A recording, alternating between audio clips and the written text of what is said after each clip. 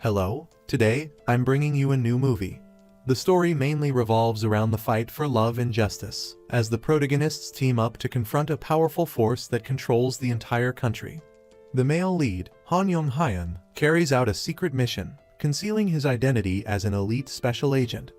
He regularly assumes false identities, making contact with designated women, surveilling them and their workplaces. The female lead, Choi Yeon-soo, driven by her sense of justice, has become a human rights lawyer and the first female director of the Anti-Corruption Investigation Office for high-ranking officials.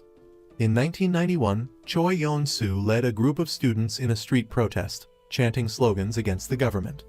At the time, Yong-hyun was also there, denouncing the government's use of force and urging the crowd to overthrow the authoritarian regime and establish democracy. The government dispatched a large number of police officers to the scene to suppress the demonstration. After repeated warnings to disperse proved ineffective, the police fired tear gas into the air. They then brutally beat the student leaders. Overpowered, many students were seriously injured and subsequently detained in a police truck. However, this wasn't enough to quell Choi Yeon-soo's outrage. She continued to shout slogans from inside the truck. Yong-hyun was also detained in the truck. He deliberately provoked Yeon-soo, causing her annoyance. Believing a fight was about to break out, the police quickly opened the truck doors to intervene. Seizing the opportunity, Yong-hyun swiftly overpowered the officers and locked them inside the truck. He then urged Yeon-soo and the other detained students to escape. It was at this moment that Yeon-soo realized she had misjudged Yong-hyun, and this marked their first encounter. Years later, they became husband and wife, raising a son, Seung-gu, and a daughter, Seung-mai. They also have an adorable dog. Their family of 4 lives a happy life. Every day, Yong-hyun prepares breakfast and wakes the children on time. Early one morning, Yeon-soo attends a court rehearing. For 30 years, she has persistently petitioned the court to clear her friend's name. Wrongfully accused of murdering his university classmate, Hwang Yong-ho has spent 30 years in prison and is now terminally ill with cancer. Today is the day of the rehearing. Yeon-soo is the lawyer on the case. For Hwang Yong-ho's sake, she continues to file appeals for a retrial, submitting crucial evidence to the court proving his innocence. The public also strongly supports the retrial. From early morning, reporters and citizens gather in front of the prison, holding banners and chanting slogans demanding a retrial. Yeon-soo arrives at the courthouse and meets with prosecutor Moon Hyum. Moon Hyum shows little interest in Hwang Yong-ho's case and refuses to prioritize it due to his illness, insisting that all cases must follow due process.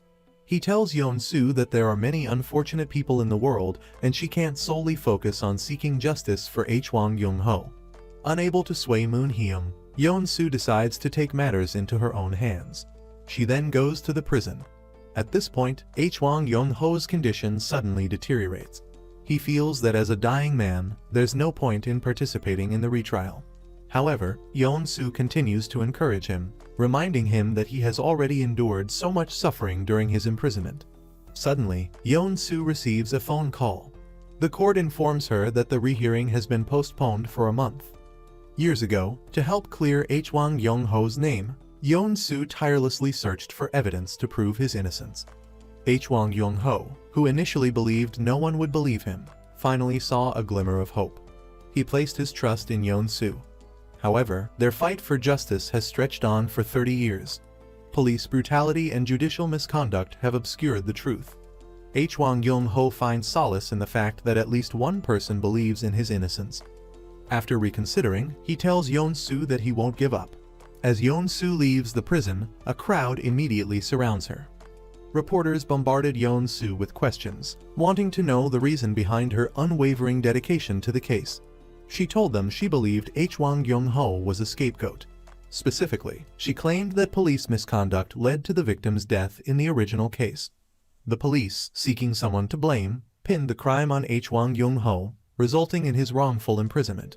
Yeon-soo further stated that the root cause of these injustices stemmed from a corrupt bureaucracy, declaring her intention to challenge the country's high-ranking officials. Yeon-soo quickly became a thorn in the side of the establishment. During a televised interview, Kang Chung-mo, a senior secretary at the Ministry of the Interior, announced the government's establishment of an anti-corruption investigation office targeting high-ranking officials from grade 3 and above, including the president, lawmakers, senior judges, and heads of local governments. The purpose was to investigate and prosecute criminal behavior. He also revealed that a candidate to head this office had been selected, a choice that held significant interest for both the ruling and opposition parties. Despite their considerable power, these factions were caught off guard when they learned the chosen candidate was Yeon-soo. Determined to eliminate her, they began plotting their next move. Concerned that Yeon-soo hadn't returned home, Jung-hyun took Seung-gu and Seung-mai to her office to wait for her. They planned to play basketball and eat fried chicken together. After enjoying some quality time together, Yeon-soo experienced a moment of pure happiness and contentment. However, reality wouldn't allow her such peace for long, as many people in the lower echelons of society needed her help. Jung-hyun assured her of his unwavering support, whatever her decision might be. Meanwhile, the son of Gel Corporation's chairman and actress Do Chin were recklessly driving on the highway, weaving through traffic and provoking other drivers. Unfortunately for them, they encountered Do Young-gul. A ruthless individual, Do Young-gul confronted the spoiled young man after they stopped, giving him a severe beating and forcing something into his mouth before driving away. Do Young-gul then obtained the candidate analysis report for the director position from the Intelligence Bureau chief. The next day, Jung-hyun volunteered at a nursing home. He took some candy from Seung-gu and visited an elderly man whose son had moved to the United States, leaving him without a caregiver. The old man's condition was worsening, and his blood pressure was unstable. After feeding him lunch, Jung-hyun gave him 3 pieces of candy and personally instructed the nurse to contact him immediately if any problems arose. The following day, Jung-hyun and Seung-gu were walking their dog when several police cars suddenly appeared in their neighborhood. It turned out that someone had been murdered in the woods the previous night. The police, wanting to keep the matter from their superiors, publicly declared the death a suicide. Meanwhile, Seung-gu lost track of their dog. The dog was very important to Seung-gu, so they retraced their steps, searching for it along the way home. As it turned out, a strange man had found the dog and brought it back. As Seung-gu was about to thank the kind stranger, he realized it was Do Young-gul. Knowing that his appearance there signaled trouble, Do Young-gul arranged to meet Jung-hyun an hour later at a cafe. In his youth, Jung-hyun had another identity, Lee Suk-kyu, an intelligence officer. He was an exemplary student and officer. Do Young-gul was also a member of the National Security Agency. Jung-hyun's exceptional performance led to his undercover assignment as a police officer, tasked with apprehending Kim Tae-yul. During Hwang Yoon-ho's first trial in 1991, Jung-hyun witnessed Yeon-soo's courage and was drawn to her character. To get closer to her, he secretly offered his assistance, which is why he was present at the protest. Meanwhile, Yeon-soo succeeded in the retrial, securing a stay of execution for Hwang Yoon-ho, who was immediately transferred to a hospital for treatment.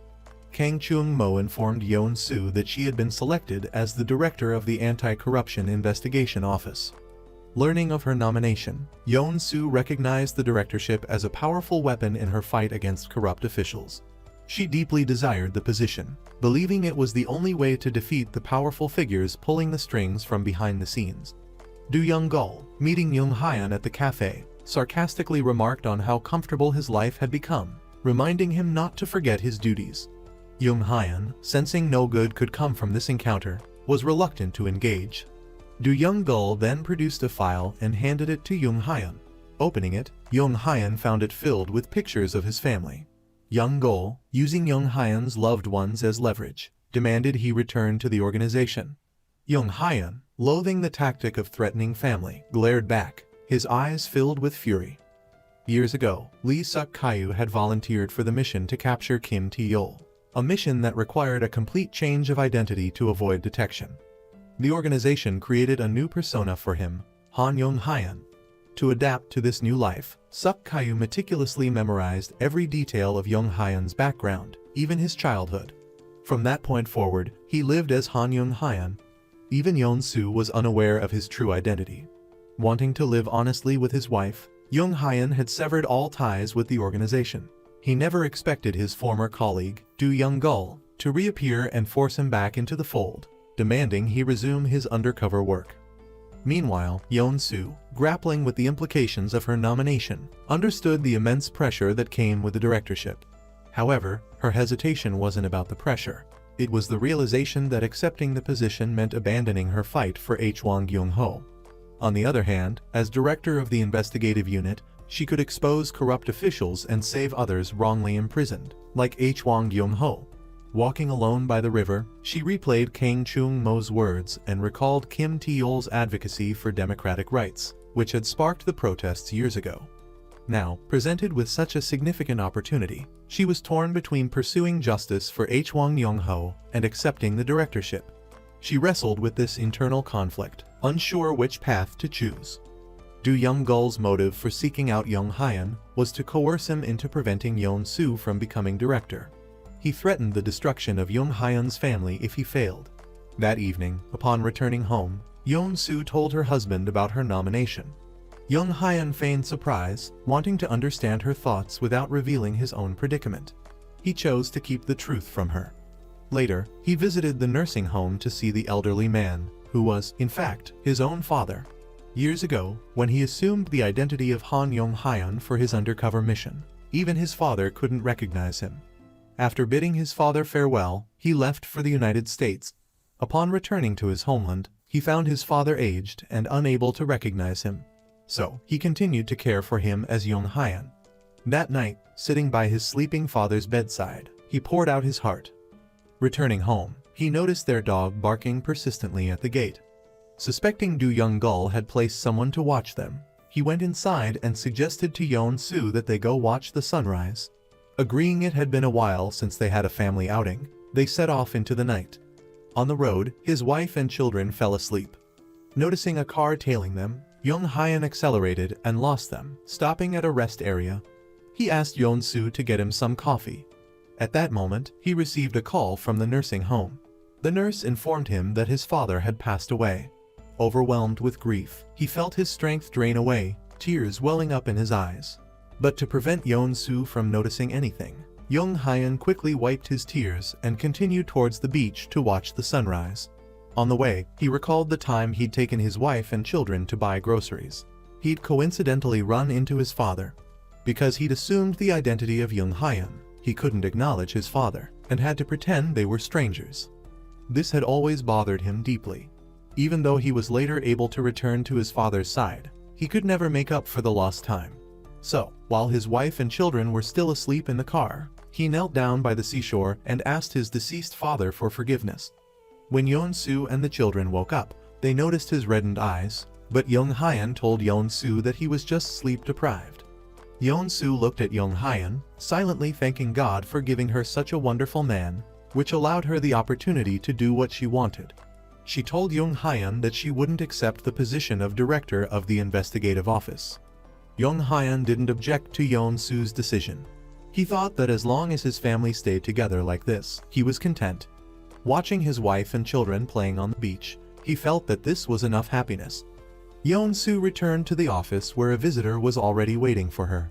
It was the wife of the deceased, Min-ho. A few days prior, Min-ho's body had been discovered in a car parked in the woods.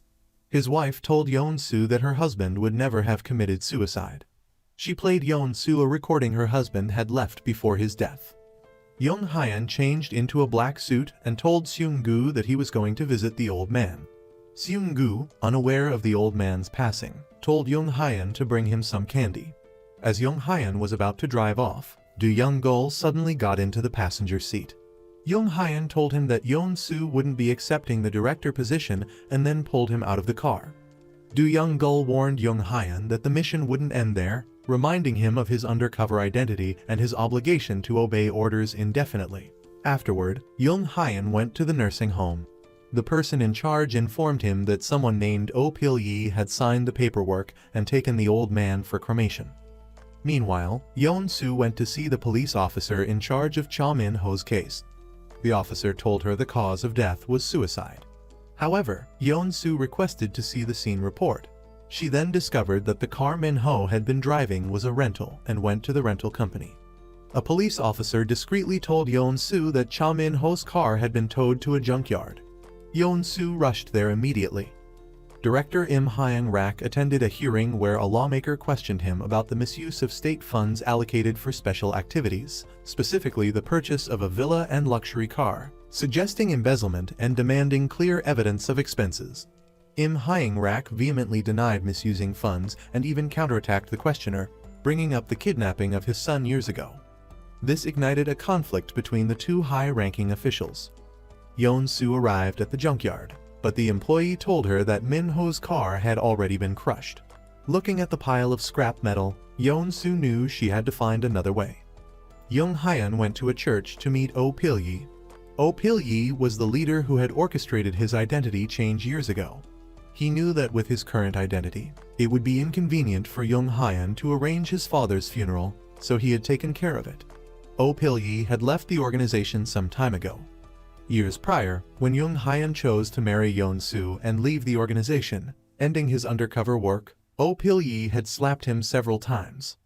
That day, after resigning, he was dragged away by Do Young-gol and brutally beaten with sticks. After sharing this, Oh Pil-yi handed Young-hyun his father's urn. He warned him, Do Young-gol is not the same Do Young-gol he used to be. Do Young-gol went to the National Intelligence Service and reported to Im Hyung-rak about Yeon-soo, telling him about her refusal of the director position. Im Hyung-rak remained uneasy and told Do Young-gol to continue monitoring the situation. Young-hyun opened the box his father had left him and found it filled with the candy he had brought earlier, with a photo of him and his father tucked inside. He missed his father dearly and felt like an unfilial son, knowing that no amount of amends could ever fully erase his guilt.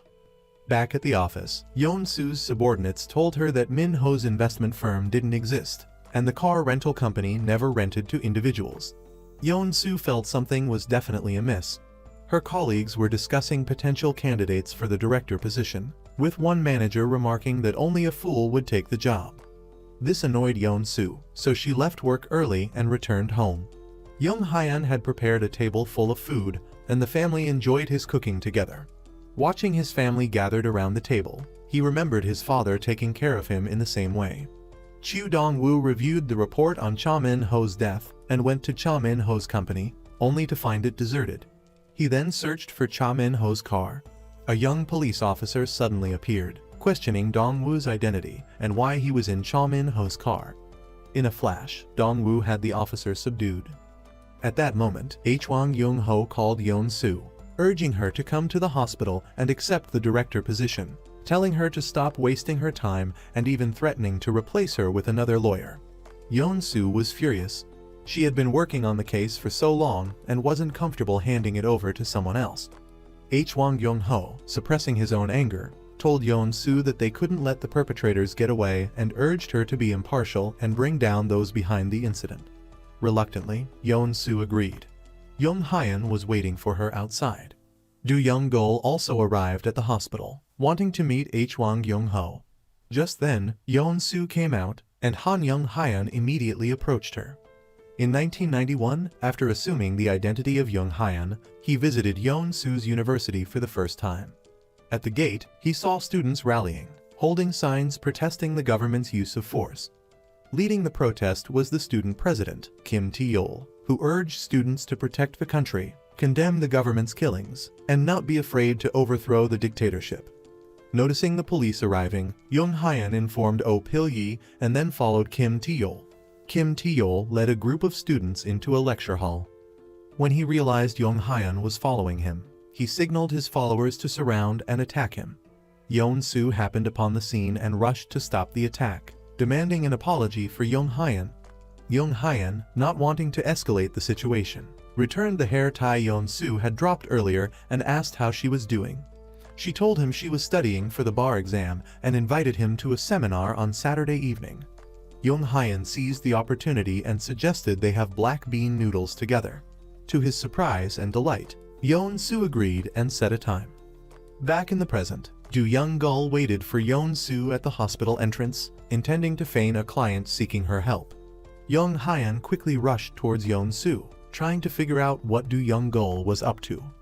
Do Young-gol, using this fabricated scenario, told Yeon-soo that his wife had hidden her true identity and deceived him for 20 years, subtly implying that Lee Suk-kyu, under the guise of Young Hyun, was deceiving his own wife. Young Hyun immediately tensed up, as Yeon-soo was unaware of his real identity. To prevent Do Young-gul's words from arousing suspicion, Young Hyun quickly ushered Yeon-soo into his car and drove off. In the car, Yeon-soo was still upset, not because of Do Young-gul's comments, but because Hwang Young-ho had hired a new lawyer. She had handled Hwang Young-ho's case for years. Now, with the opportunity to become director, Hwang Young-ho wanted to prevent further miscarriages of justice, hoping she could create a world free of wrongful convictions. However, Do Young-gul had already warned Young Hyun, if Yeon-soo became director, he would destroy his family. Back home, Young Hyun was so preoccupied that he burned dinner, only realizing it when his daughter came home. He ordered black bean noodles for his children. Watching Seung-gu and Seung-mi eat happily, he remembered his first black bean noodle date with Yeon-soo. She had been so busy studying for the bar that she'd forgotten to eat, and that meal had been her first proper meal in a while. Afterward, Yeon-soo had met Young Hyun by the river, telling him she would see Hwang Young-ho's case through to the end. Knowing his wife's resolve, Young Hyun disregarded Do Young-gul's threat and supported her pursuit of the directorship. He told her it was a rare opportunity to take down the powerful forces behind the scenes and that bringing the perpetrators to justice would give Hwang Young-ho peace. That night, Do Young-gul's words plagued Young Hyun, keeping him awake. He went for a bike ride to relieve his stress. The next day, office staff packed Hwang Young-ho's files into a large box, remarking on the difficulty of Yeon-soo's long journey with the 20-year-old case. Looking at the photos of Kim Tae-yeol and other innocent victims on the board, Yeon-soo teared up. She looked at a photo of herself with Kim Tae-yeol, remembering their last meeting at a gathering. Kim Tae-yeol had told her, regardless of whether Hwang Young-ho's lawsuit wins or loses, we must persevere, so there won't be another Hwang Young-ho in this world. So, Yeon-soo arranged a meeting with Kang Chung-mo. That evening, she met him and accepted the position of director of the investigative office. Kang Chung-mo replied, "There's no one more suited for this position than you." Young Hyun waited outside for Yeon-soo. Seeing her intoxicated and unsteady, he helped her home. The next day, Do Young-gul went to Im Hyang-rak's office to apologize for his incompetence and offer his life as atonement. But Im Hyang-rak refused, as Yeon-soo hadn't officially taken office yet, and there was still a chance to stop her. He ordered Do Young-gul to write a resignation letter and carry out a new mission.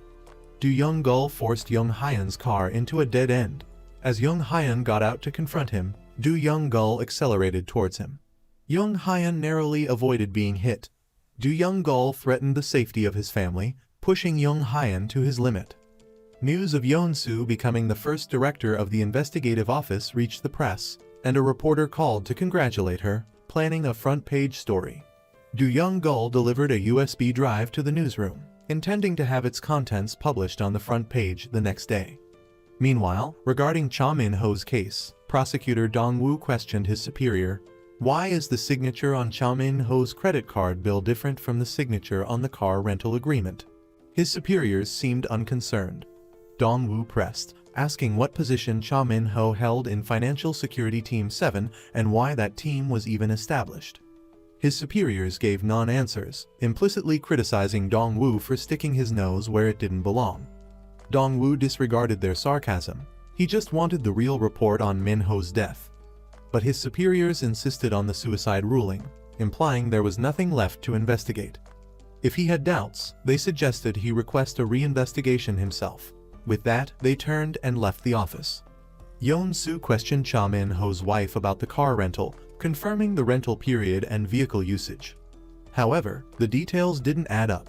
That particular company didn't typically rent to individuals, and Min-ho's wife claimed ignorance as to why they had made an exception in this case.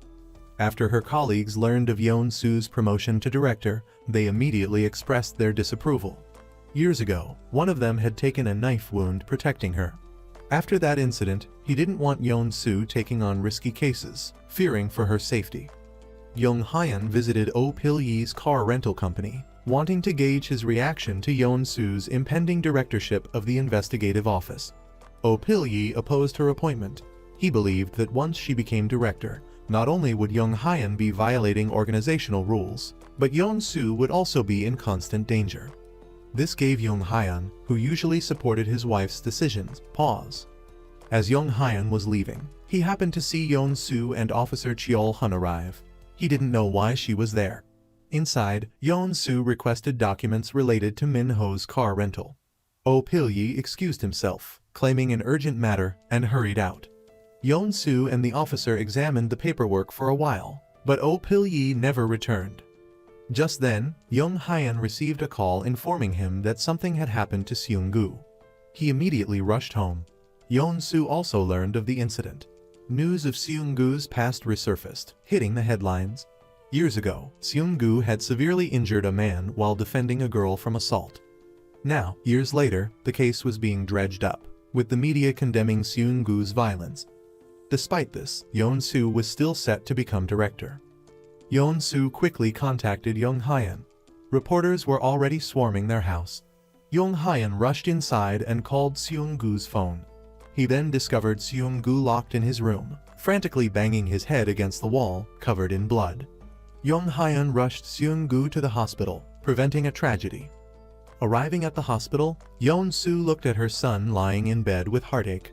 Seung-mai rushed to the hospital as well, reassuring Seung-gu and telling him to be brave and tell the truth if such a thing ever happened again. Seeing her children's resilience, Yoon Soo wept. Yoon Soo was certain someone was manipulating events. Regardless of the public outcry, she refused to bow to the media. To do so would be to admit that her son was violent. Knowing Do Young-gul was behind this, Young Hyun went to the parking garage and gave him a thorough beating. Do Young-gul was no match for him. Because he had used excessive force, Young Hyun's wrist was slightly sprained. Later, checking his mailbox, he found a letter addressed to Yoon Soo containing information about Cha Min-ho.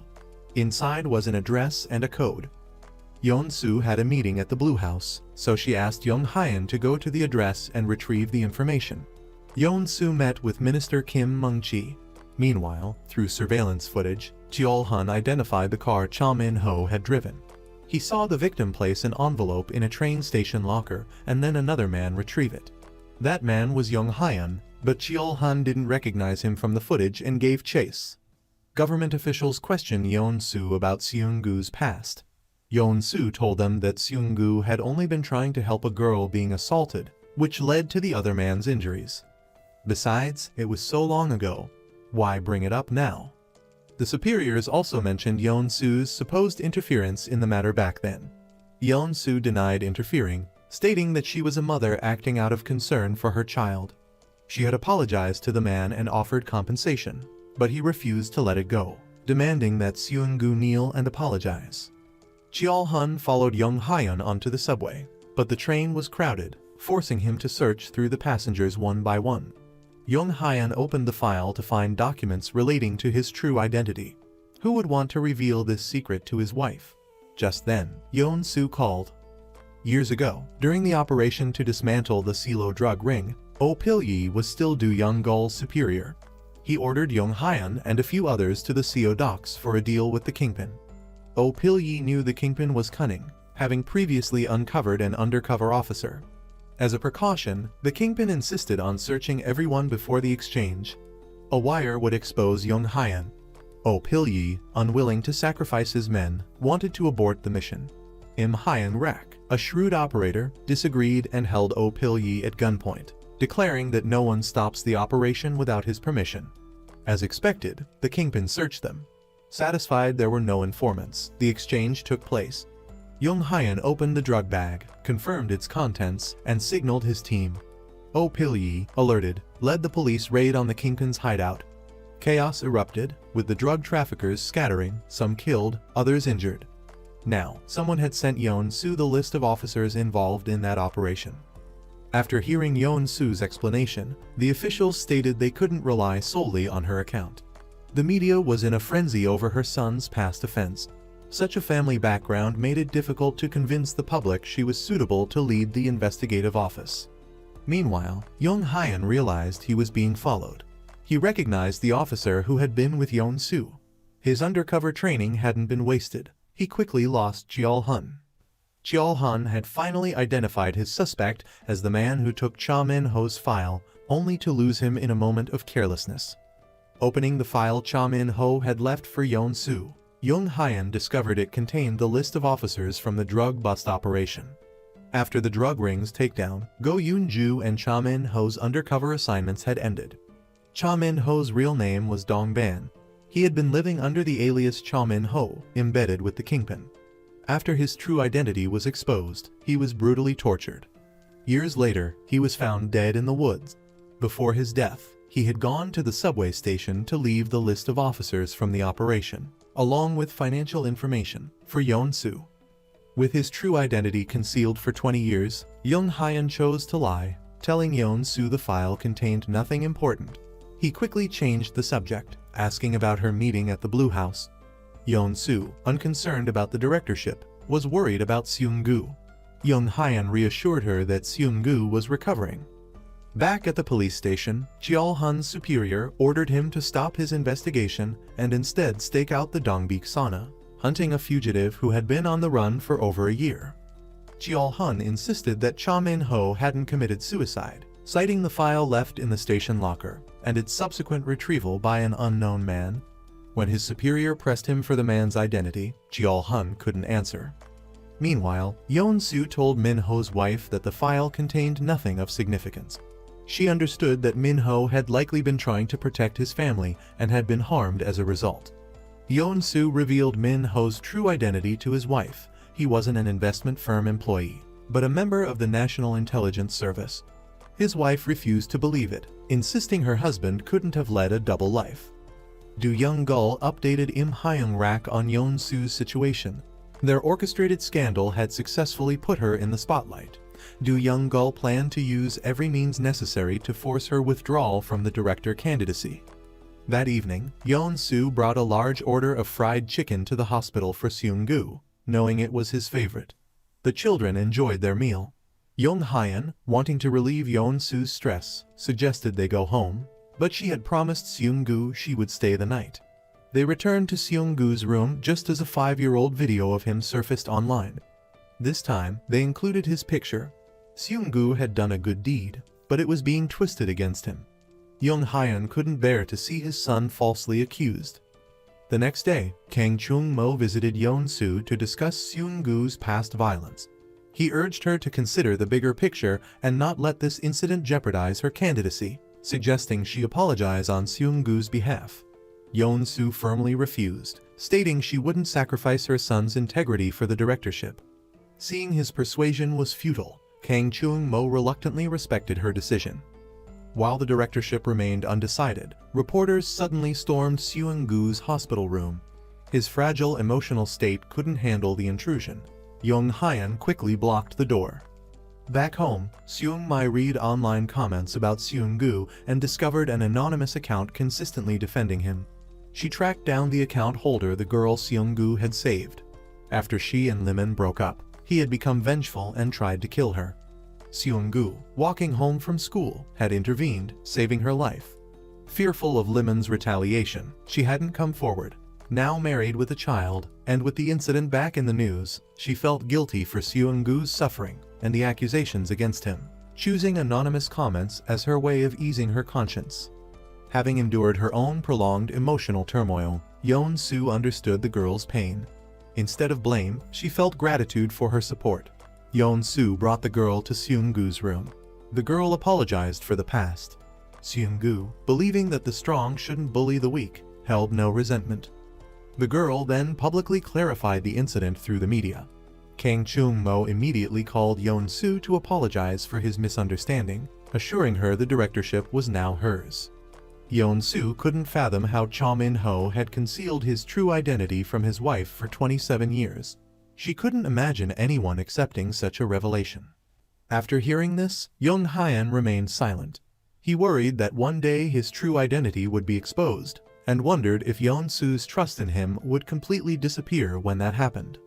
Several officials were anxious that Yeon-soo's upcoming leadership would threaten their positions. Im Hyung-rak told them that while Yeon-soo appeared principled and fair, she was actually a hypocrite, exploiting others' misfortunes to advance her own career. He claimed her motivation was purely financial, and that if she became director, the country would decline and stagnate. Therefore, they decided to join forces to defeat Yeon-soo. Jung Hyun, wanting to understand the reason for Min-ho's death, went to find Oh Pil-yi for information. Since the 1990 pursuit, Cha Min-ho and Go Yoon-ju had vanished without a trace. Their then team leader, Im Hyung-rak, now the director of the National Intelligence Service, held true power and seemed untouchable. Meanwhile, Cha Min-ho's wife told Yeon-soo that her husband had indeed hidden his true identity from her for years, but he had done so to protect his family. She pleaded with Yeon-soo to investigate the cause of her husband's death, no matter what. Back in her office, Manager B was furious, even threatening to resign to prevent Yeon-soo from becoming director. But Yeon-soo remained firm in her decision. Dong-woo's superiors learned of his unauthorized investigation into Min-ho's case, and he was promptly fired. Looking at the list in his hand, Jung Hyun noted down a bank address, then personally went to the bank to print bank statements. He discovered a substantial sum of money in the account, amounting to tens of billions. However, this trip exposed his identity as Lee Suk-kyu.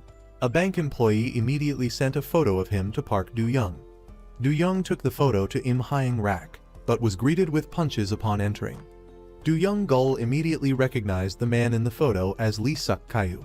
Im Hyung-rak ordered him to apprehend Lee Suk-kyu immediately.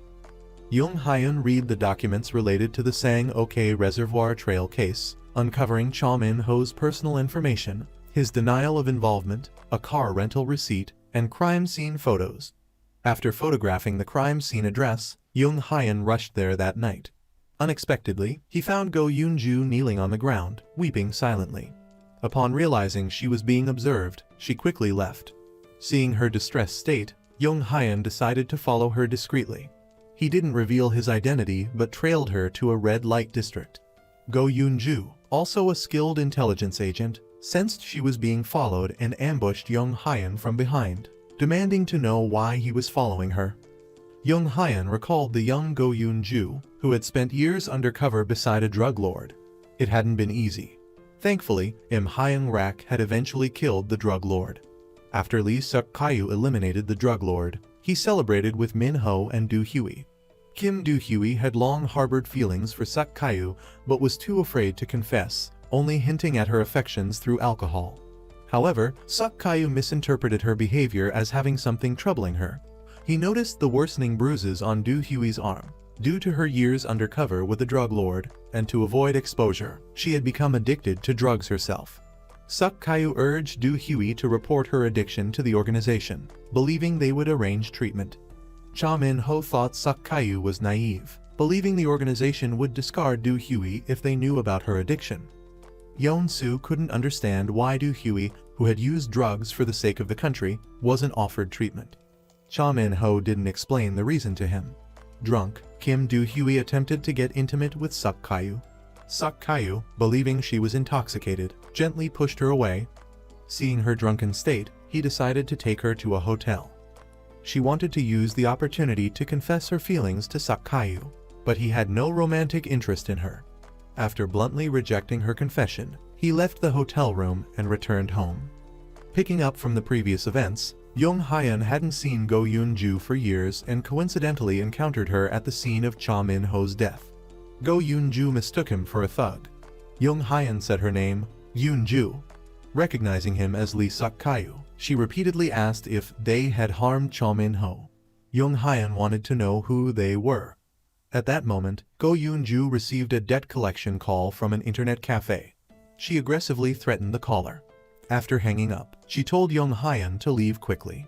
Then, she noticed someone secretly photographing Jung Hyun and warned him. Jung Hyun immediately turned and chased after the photographer, but the person vanished without a trace. Go Yoon-ju also took the opportunity to flee. Do-young-gul had been having Jung Hyun followed and photographed, but he didn't recognize the woman in the photos. Wanting to find Go Yoon-ju and ask what had happened, Jung Hyun called the internet cafe where she had borrowed money. Meanwhile, the team leader was anxious because he couldn't reach Cheol-hun.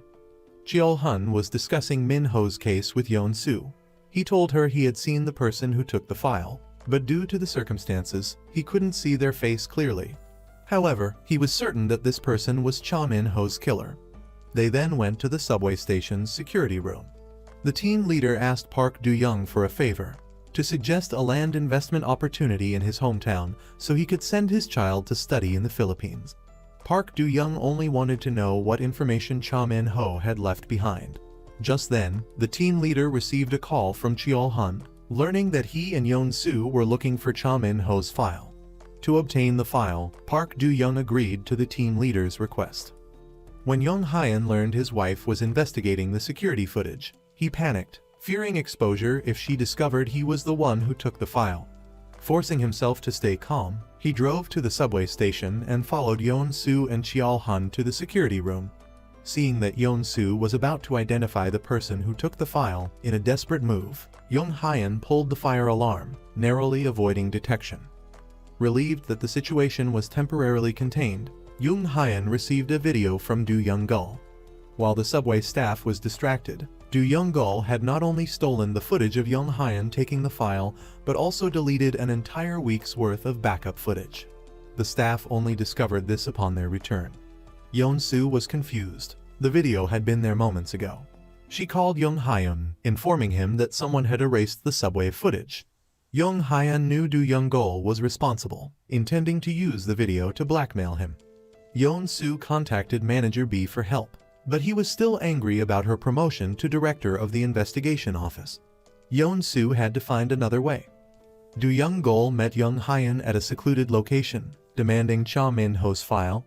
Young Hyun questioned his motives. Why was Lee Suk-kyu's information in the file? Was he involved in Cha Min-ho's death? Do-young-gul didn't answer, only threatening Young Hyun with a video. To prevent Yeon-soo from finding out, Young Hyun reluctantly complied. After obtaining the file, Do-young-gul surreptitiously peeked inside before delivering it to Im Hyung-rak. Im Hyung-rak's first question was whether Do-young-gul had looked inside. Young Hyun lied, claiming he wouldn't dare, and advised Im Hyung-rak to keep the matter from Yeon-soo. He reasoned that revealing Young Hyun's true identity would ruin their marriage, making Yeon-soo even more determined to hold onto her director position. Im Hyung-rak told him he didn't need to be lectured. After obtaining the file, Im Hyung-rak burned it completely. Yeon-soo felt there were many suspicious aspects to Cha Min-ho's case.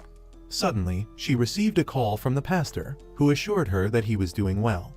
Despite his threats to resign, Manager B couldn't resist going to the office to check on Yeon-soo's work. Ma-yoon informed him that Yeon-soo was still working on Cha Min-ho's case. Manager B handed Ma-yoon a piece of paper to give to Yeon-soo. Meanwhile, Yeon-soo learned that prosecutor Dong-woo had been transferred to the intelligence service a year ago. She called him to inquire about Cha Min-ho's case, but Dong-woo coldly claimed ignorance and hung up. Im Hyung-rak and the Secretary General discussed the director candidacy. Im Hyung-rak, having investigated Yeon-soo's background, asserted that the director position was undoubtedly hers, emphasizing her simple family background. He then asked the Secretary General if he intended to oppose the plan to disclose special activity expenses. Years ago, they had used those secret funds to defeat England, and they had also used them during Yeon-soo's investigation. If the government demanded receipts, Im Hyung-rak hoped to cooperate with the evidence provider. The Secretary General stated that transparency regarding special activity expenses was mandatory, with specific methods to be determined later. Im Hyung-rak subtly hinted that the Secretary General should choose carefully. Young Hyun received a call from the internet cafe, learning about Go Yoon-ju's substantial debt. He rushed there and paid it off. From the staff, he learned that an older man had visited earlier and obtained Go Yoon-ju's phone number. Yeon-soo, overwhelmed by the list of applicants for the investigation office, asked Ma-yoon and Manager B to join her for the hearing. For 3 days and nights, they diligently prepared for the hearing. The next day, Yeon-soo and Manager B visited Dong-woo, hoping he would join the investigation office. Years ago, Dong-woo had sent Seung-gu to prison, and Yeon-soo had fiercely scolded him. Now, she was asking him to work for her. Dong-woo found the situation ironic. Yeon-soo admitted her mistake in the past misunderstanding, explaining that she needed his integrity. Dong-woo initially declined her offer. Yeon-soo then visited Cheol-hun, asking him to join the investigation office. Cheol-hun promised to do his best. Unable to reach Go Yoon-ju but desperate to understand what happened, he asked Oh Pil-yi to invite Do Young-gul for drinks. After meeting with Assemblyman Yu Sang-dong, Dong-woo visited Yeon-su's office and agreed to join the investigation office, though he seemed to have an ulterior motive. The day before the hearing, Im Hyung-rak gave Yu Sang-dong a USB drive, hoping he would use it effectively. The hearing commenced. The ruling and opposition parties fiercely debated, leaving the difficult questions for Yeon-su. She remained calm and composed, answering the assemblyman's questions with clarity and fluency. One assemblyman questioned her son's exemption from military service due to autism, yet his ability to run a business, implying something suspicious. Yeon-su explained that her son faced many challenges in work and social interactions, but thanks to her husband's support, Seung-gu could manage his own business, which made her proud. The assemblyman was silenced. Another assemblyman pointed out that Yeon-su's husband had never paid taxes or owned any assets, questioning his employment status. Yeon-su sarcastically retorted, was she subtly mocking her husband? Was being a homemaker equivalent to being unemployed? Yeon-su's quick wit and sharp responses impressed even the assemblyman. But Yu Sang-dong wasn't easy to deal with. He not only brought up her relationship with Kim Tae-yol, but also played the video Im Hyung-rak had given him right there. In the video, Kim Tae-yol was condemning South Korea's inhumanity. Yu Sang-dong argued that Kim Tae-yol's actions were defaming South Korea. Wasn't that enough to label him a spy? Why was Yeon-su still defending Kim Tae-yol? Yeon-su faltered, hesitating for a moment. Young Hyun had asked Oh Pil-yi to set up a meeting with Do Young-gul to investigate who he had given the documents to. So, while Do Young-gul was distracted, he stole his car key, easily obtaining the contact log inside Do Young-gul's car. He quickly took pictures of the information with his phone. Do Young-gul, after realizing his car key was missing, quickly returned to the parking lot. During the hearing, Yu Sang-dong pointed out that Yeon-su was covering for a spy out of concern for Kim Tae-yol's safety. Yeon-su had no choice but to take full responsibility. Do Young-gul, upon discovering his missing car key, hurried back to the parking lot. Why was the key, which he always carried with him, now in the car? It was clear that Young Hyun had been tampering with it. Young Hyun also vaguely sensed something. Although Young Hyun was very careful, Do Young-gul's memory was sharp. He suspected someone was trying to pull a fast one on him. So, after returning to the table, Do Young-gul became much more guarded. Young Hyun casually asked Do Young-gul about the antique vase project. Do Young-gul deliberately spilled the wine Young Hyun had just poured, and without beating around the bush, got straight to the point. He questioned Do Young-gul, asking if he had killed Cha Min-ho. Do Young-gul immediately flew into a rage. Seeing that the two were about to get into a fight, Go Yoon-ju, sitting nearby, jumped up and stabbed Do Young-gul's arm with a knife. Fortunately, Young Hyun managed to stop her. Go Yoon-ju thought Young Hyun was in cahoots with them and therefore showed great hatred towards him. After the hearing ended, reporters scrambled to interview Yeon-su. Kim Tae-yol and his family were supposed to arrive at the airport in an hour. Yeon-su had to go there immediately to pick them up. Yeon-su waited at the airport for a long time, but received news that Kim Tae-yol never boarded the plane. If Kim Tae-yol didn't show up, Yeon-su would lose her chance at the director position. After Young Hyun finished handling everything on his way home, he listened to the recording of Yeon-su's hearing. Young Hyun knew Yeon-su was very worried at this moment, so he told her to try to stay calm and discuss everything when she got home. Kang Chung-mo asked Yeon-su why she said she would take responsibility for Kim Tae-yol's actions during the hearing. If Kim Tae-yol didn't show up, all the efforts to establish the investigation office would go down the drain because of her statement. Yeon-su asked Kang Chung-mo to give her a little more time, and she would definitely handle it well. Young Hyun was still waiting at the door for Yeon-su to return. The powerful woman who commanded the world during the day, at this moment, just wanted to hide in her husband's arms. Yeon-su hadn't eaten all day because of the hearing, so Young Hyun specifically made her noodles. But the matter was still unresolved, and Yeon-su had no appetite. Suddenly, Yeon-su received a call from the pastor. The pastor told Yeon-su that he still couldn't contact Kim Tae-yol and his family. Today, as soon as they arrived at the airport, they were ambushed by the National Intelligence Service and the police. Yeon-su felt like she had caused a huge disaster. She was restless with worry. Young Hyan, seeing Yeon-soo so distraught, was also very worried. To help Yeon-soo, Young Hyan had installed a tracking device under the car. The opposition party didn't accept the hearing report, but Kang Cheong-mo understood that Yeon-soo did it to protect Kim Tae-yeol's safety. Therefore, he was still trying to buy her time. Yeon-soo's appointment as director of the investigation office was also facing criticism from netizens. Yeon-soo was very confused, wondering if she had made the wrong move. Just then, Yeon-soo received good news. The pastor told her they had found Kim Tae-yeol and his family in Tian. Yeon-soo didn't have time to think much and immediately asked manager B to drive her there. Before leaving, Yeon-soo told Young Hyan about this.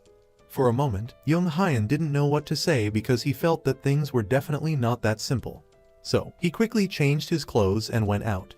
To avoid worrying Seung-gu, Young Hyan lied and said he was going to the warehouse to pick up some goods. But after Young Hyan left, Seung-gu remembered he had forgotten something, so he rode his bike to catch up with his father. But he discovered that his father wasn't going towards the warehouse. Seung-gu thought his father had taken the wrong route and pedaled hard to chase after him. He carelessly rode into the traffic lane, triggering a relapse of his illness. Yeon-soo and manager B arrived in Tian. After the boat docked, they only saw the pastor and Kim Tae-yeol's mother. Kim Tae-yeol's mother tearfully told Yeon-soo that Kim Tae-yeol had been kidnapped on the way. It turned out Young Hyan knew Kim Il-soo would be arriving by boat today and arranged for her protection. Dressed in all black with a helmet, Young Hyan sped to the scene, knocking down the kidnappers. He quickly brought Kim Il-soo to Yeon-soo, who was unaware of her rescuer's identity. She only saw Do Young-gul's men attempting to forcibly take Kim Il-soo. Asserting herself as Il-soo's lawyer, Yeon-soo forbade anyone from touching her. Young Hyan also knew Do Young-gul's ruthless men were no different from thugs. Therefore, he had preemptively arranged for a group of reporters to arrive quickly. Seeing the reporters, Do Young-gul had no choice but to leave with his men. Seizing this opportunity, Yeon-soo told the reporters that Il-soo had returned to South Korea for a kidney transplant surgery for her mother. She was unfortunately captured upon her return to North Korea. Yeon-soo asked the reporters to report the truth accurately and stated she would take full responsibility for Il-soo. Young Hyan had helped Yeon-soo resolve the immediate crisis. As he was preparing to drive home, he received news that something had happened to Seung-gu. After picking up his son from the police station, Young Hyan silently blamed himself for nearly losing his son because of his rash decision. He hoped Seung-gu could forgive him. Back home, the family welcomed and congratulated Yeon-soo on becoming the director of the investigation office. Yeon-soo believed the mysterious benefactor played a significant role in her success. If that person hadn't rescued Kim Il-soo, things wouldn't have progressed so smoothly. That evening, to celebrate Yeon-soo's achievement, Young Hyan secretly prepared seafood noodles and wine. Yeon-soo was delighted but still attributed the biggest credit to the kind stranger. Not wanting Yeon-soo to continue speculating, Young Hyan suggested they enjoy the food and the view. Seung-gi and Seung-gu discovered their late-night snack, so Young Hyan made a few more bowls of noodles. The family happily spent a wonderful night together. Yeon-soo's official appointment was imminent. Within a month, she needed to recruit enough staff for the office before officially starting her work. Furthermore, any family members found to be abusing their power would face legal consequences. Do Young-gul, having failed his mission, was expelled from the organization. Previously, Kim Tae-yeol had been captured and killed by Do Young-gul. Im Hyang-rak then gave Do Young-gul a hidden gun, hinting at his next task. Despite his fury, Do Young-gul had no outlet for his anger. He called Kang Chun to join him in assassinating Yeon-soo to save South Korea. Because of his excellent performance in the investigation team, Yeon-soo highly valued Cheol-hun and even transferred him to the investigation office. Cheol-hun told Yeon-soo that a few days ago, he went to the car rental company and found it closed, with letters stuck in the door. Looking through the letters, he identified the white car the perpetrator had driven. Yeon-soo thought Cha Min-ho's wife might have some clues, so they decided to visit Min-ho's house. Yeon-soo looked through Cha Min-ho's photo albums but didn't find any significant clues. After obtaining his wife's permission, they entered Cha Min-ho's study. They discovered a locked drawer containing a membership card for an internet cafe. Cheol-hun took the card to the internet cafe and retrieved the hard drive Cha Min-ho had used. Go Yunju was sitting directly opposite them. She recognized Yeon-soo. Meanwhile, Oh Pil-yi realized that the person who attacked Do Young-gol at the bar was Go Jun-chu. Due to the incident at the bar and Yeon-soo becoming the director, Do Young-gol had been fired and was undoubtedly furious. He warned Young Hyun and Yeon-soo to be careful of Do Young-gol. Young Hyun, Yeon-soo, and Kang Chung-mo visited Kim Tae-yeol's grave.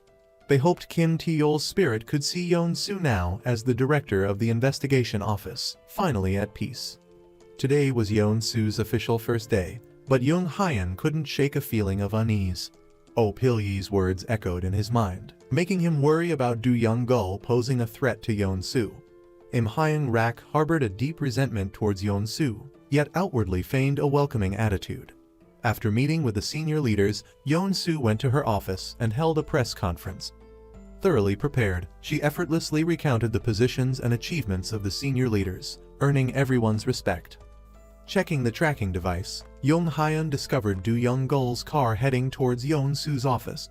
Young Hyun followed him, and seeing their impending encounter, he raced up 18 flights of stairs. However, he was a step too late. Do Young-gol, posing as a bodyguard, successfully positioned himself beside Yeon-soo. Im Hyun-rak had arranged for Do Young-gol to become the security team leader at the investigation office, allowing him to monitor Yeon-soo's every move. Young Hyun was deeply concerned for Yeon-soo's safety upon learning this. Dong-woo was also Yu Sang-dong's informant. Therefore, he always appeared cooperative during Yeon-soo's meetings, following her instructions. Recently, Cheol-hun had been investigating Cha Min-ho's case. To expedite the investigation, he asked Dong-woo for information. Upon hearing this, Dong-woo immediately changed his demeanor, refusing to discuss police investigations there. Now that Do Young-gol had gained access to Yeon-soo, Young Hyun couldn't stay idle.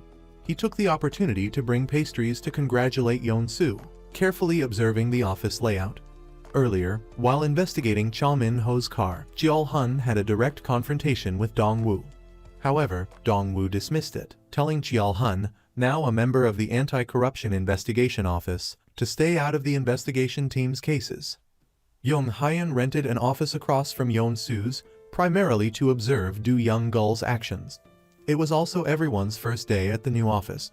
Manager B suggested a celebratory dinner after work. Dong-woo, claiming he didn't drink, declined the invitation. At that moment, Manager B received a letter accusing the Blue House chief secretary of embezzling billions of won. Specifically, it alleged that the chief secretary accepted a bribe of several billion won in his office on the day his mother passed away. The sender remained anonymous. Initially, Yeon-soo was skeptical. She immediately called her close friend, a reporter, Sang-a. Sang-a informed Yeon-soo that the chief secretary held his mother's funeral 5 days before the election. Because his mother's death fell on an inauspicious day, the funeral was held secretly, without any close relatives present.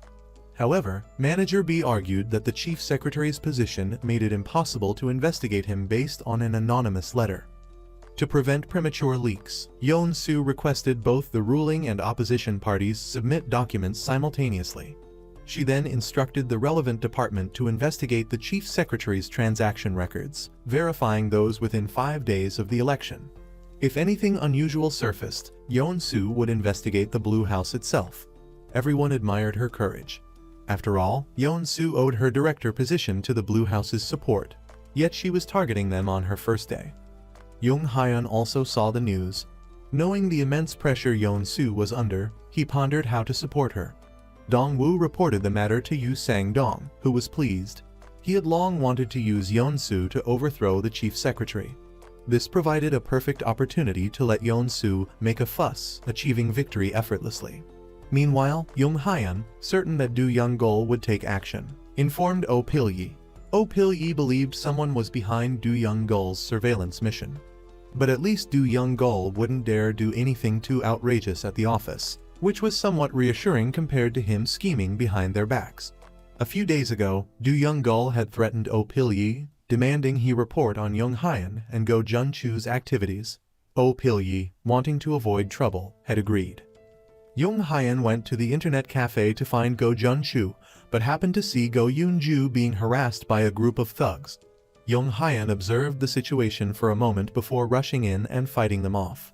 Seeing they were outmatched, the thugs ran away. After rescuing Go Yoon-ju, Young Hyun wanted to know what her connection was to Cha Min-ho. Go Yoon-ju said that once Cha Min-ho was avenged, she would quietly disappear. That year, after receiving the assignment, Lee Suk-kyu hadn't wanted Go Yoon-ju involved in the drug lord's capture, but the organization had demanded it, and he couldn't refuse. Yeon-soo was determined to find out who had reported the Secretary General. Suddenly, Sang-a told Yeon-soo that the news of the Secretary General's embezzlement had been leaked to the media. Yeon-soo was worried and unsure what to do. That evening, Kang Chung-mo met with Yeon-soo, telling her someone was definitely trying to frame the Secretary General. If Yeon-soo investigated the Secretary General now, she would be playing right into their hands. Do Young-gul had been secretly monitoring Yeon-soo's movements and even took photos of her private meeting with Kang Chung-mo. After returning home, Yeon-soo was at a loss. The whole country was watching to see how she would handle the situation. Young Hyun wanted to subtly hint to Yeon-soo about the presence of an inside informant, but she didn't catch his meaning. The next day, Young Hyun drove Yeon-soo to work. Sang-a informed her that her meeting with Kang Chung-mo the previous night had been photographed. Yeon-soo was furious. She now realized she was being watched. Otherwise, how would anyone know about her meeting with Kang Chung-mo? The information must have been leaked by someone within their circle. But the most pressing issue was that the Secretary General had to provide an alibi for the 5 days leading up to the election. Therefore, they had to investigate his schedule during that time. Cheol-hun told Yeon-soo that Cha Min-ho's hard drive had been repaired, revealing he had searched online for keywords related to the Treasure Vase project. Young Hyun had previously installed a camera in Yeon-soo's office and recorded everything he overheard through his telescope. Jun-chu had also discovered Do Young-gul was surveilling Yeon-soo. He followed him to an apartment building. Do Young-gul gave the video of Yeon-soo to Im Hyung-rak, reporting on her recent activities. Finally, Young Hyun waited for Do Young-gul to come down. As he was about to investigate, Im Hyung-rak came down to greet a relative. So, Young Hyun could only secretly take his picture, then showed it to Oh Pil-yi. Oh Pil-yi told Young Hyun, "This is Im Hyung-rak, the man who shot the drug lord years ago. He's now the director of the intelligence agency." Oh Pil-yi warned Young Hyun that he was in serious trouble. Im Hyung-rak wasn't someone to be trifled with, and Young Hyun was working alongside Yeon-soo. Young Hyun couldn't just stand by and watch. Manager B found proof of the Secretary General's presence on Jeju Island during the relevant period. However, information about the informant remained elusive. After Yeon-soo returned to her office, she received a new letter regarding the Secretary General. Upon opening it, she found a video showing the front of the Secretary General's house.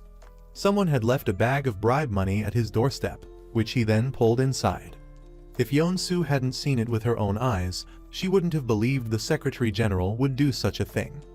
She went to the Secretary General's residence, hoping to identify the informant's camera location through triangulation, but overheard a conversation between his wife and daughter, learning about his modest lifestyle. Yeon-soo felt that there was more to the story than met the eye. Meanwhile, Young Hyun was meeting with Go Yoon-ju. He offered her money and asked for information about Im Hyung-rak. Upon hearing the name, Go Yoon-ju trembled, losing her composure and struggling to speak. It was clear she knew something but couldn't bring herself to say it. She then ran outside. Young Hyun was about to follow her when he saw his daughter returning from school. To avoid raising Seung-mai's suspicions, he let Go Yoon-ju go. Yeon-soo told Young Hyun that her first task as director was to investigate the very person who founded the office. But the Secretary General lived a simple life. Someone must be trying to obstruct the fun transparency investigation by framing him. Young Hyun reminded Yeon-soo not to panic. Their duty was to catch the bad guys. That night, while Yeon-soo slept, Young Hyun took her office access card. He ran up several flights of stairs to her office and used infrared light to locate and remove the hidden camera. Unexpectedly, Do Young-gul also went to Yeon-soo's office to snoop through documents. To avoid detection, Young Hyun hid outside the window. A sudden gust of wind alerted Do Young-gul that the window was open. He went to investigate. Yeon-soo woke up in the middle of the night, noticed Young Hyun was missing, and called him. Young Hyun's phone rang, causing Do Young-gul to point his gun out the window. Fortunately, he didn't spot Young Hyun.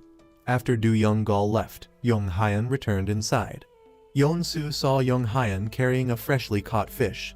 But it had just poured. Why wasn't his coat wet? Young Hyun made up an excuse about luckily avoiding the rain. Yeon-soo didn't question him further. Young Hyun quickly returned the access card to its place, hoping Yeon-soo wouldn't notice. The next morning, upon arriving at work, Yeon-soo discovered the hidden camera in her office. She suspected there were more.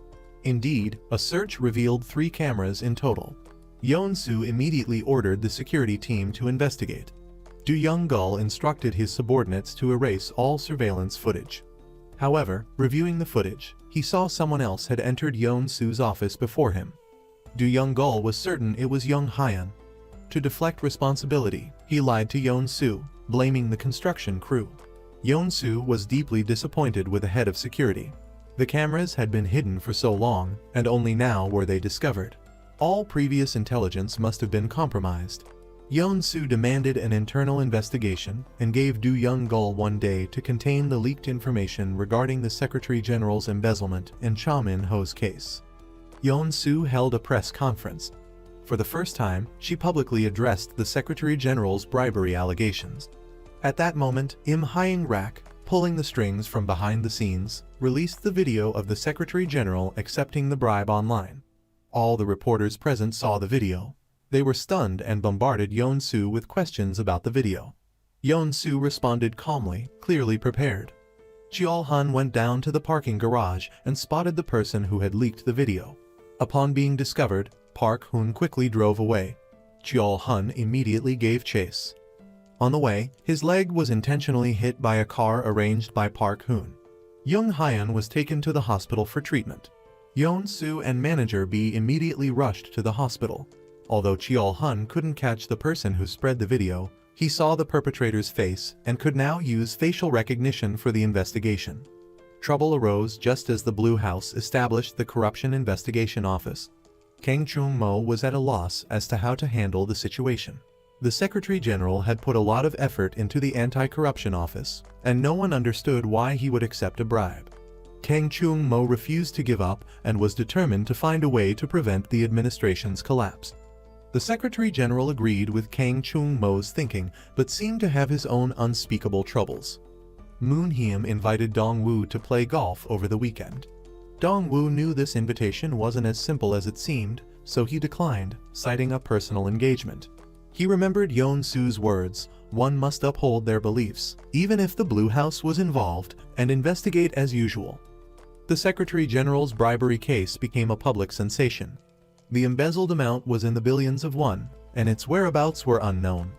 If they wanted to prove the Secretary General's innocence, a significant battle awaited Yeon-soo. She also tracked down the IP address of the accuser. If the Secretary General was merely being used, someone was likely exploiting the investigation office to overthrow the Blue House. An arrest warrant for the Secretary General was issued, and the investigation office immediately dispatched personnel to his residence. Yu Sang-dong shifted all the blame onto the investigation office, claiming their lack of integrity led to the Blue House accepting bribes, intentionally inciting public opinion against them. Yeon-soo refused to listen to his nonsense. Back home, she told Young Hyun about the hidden camera in her office. Young Hyun pretended to be unaware. However, he was concerned about whether Du Young-gul, the person who installed the camera, had been caught. Yeon-soo was in charge of interrogating the Secretary General about the bribery case.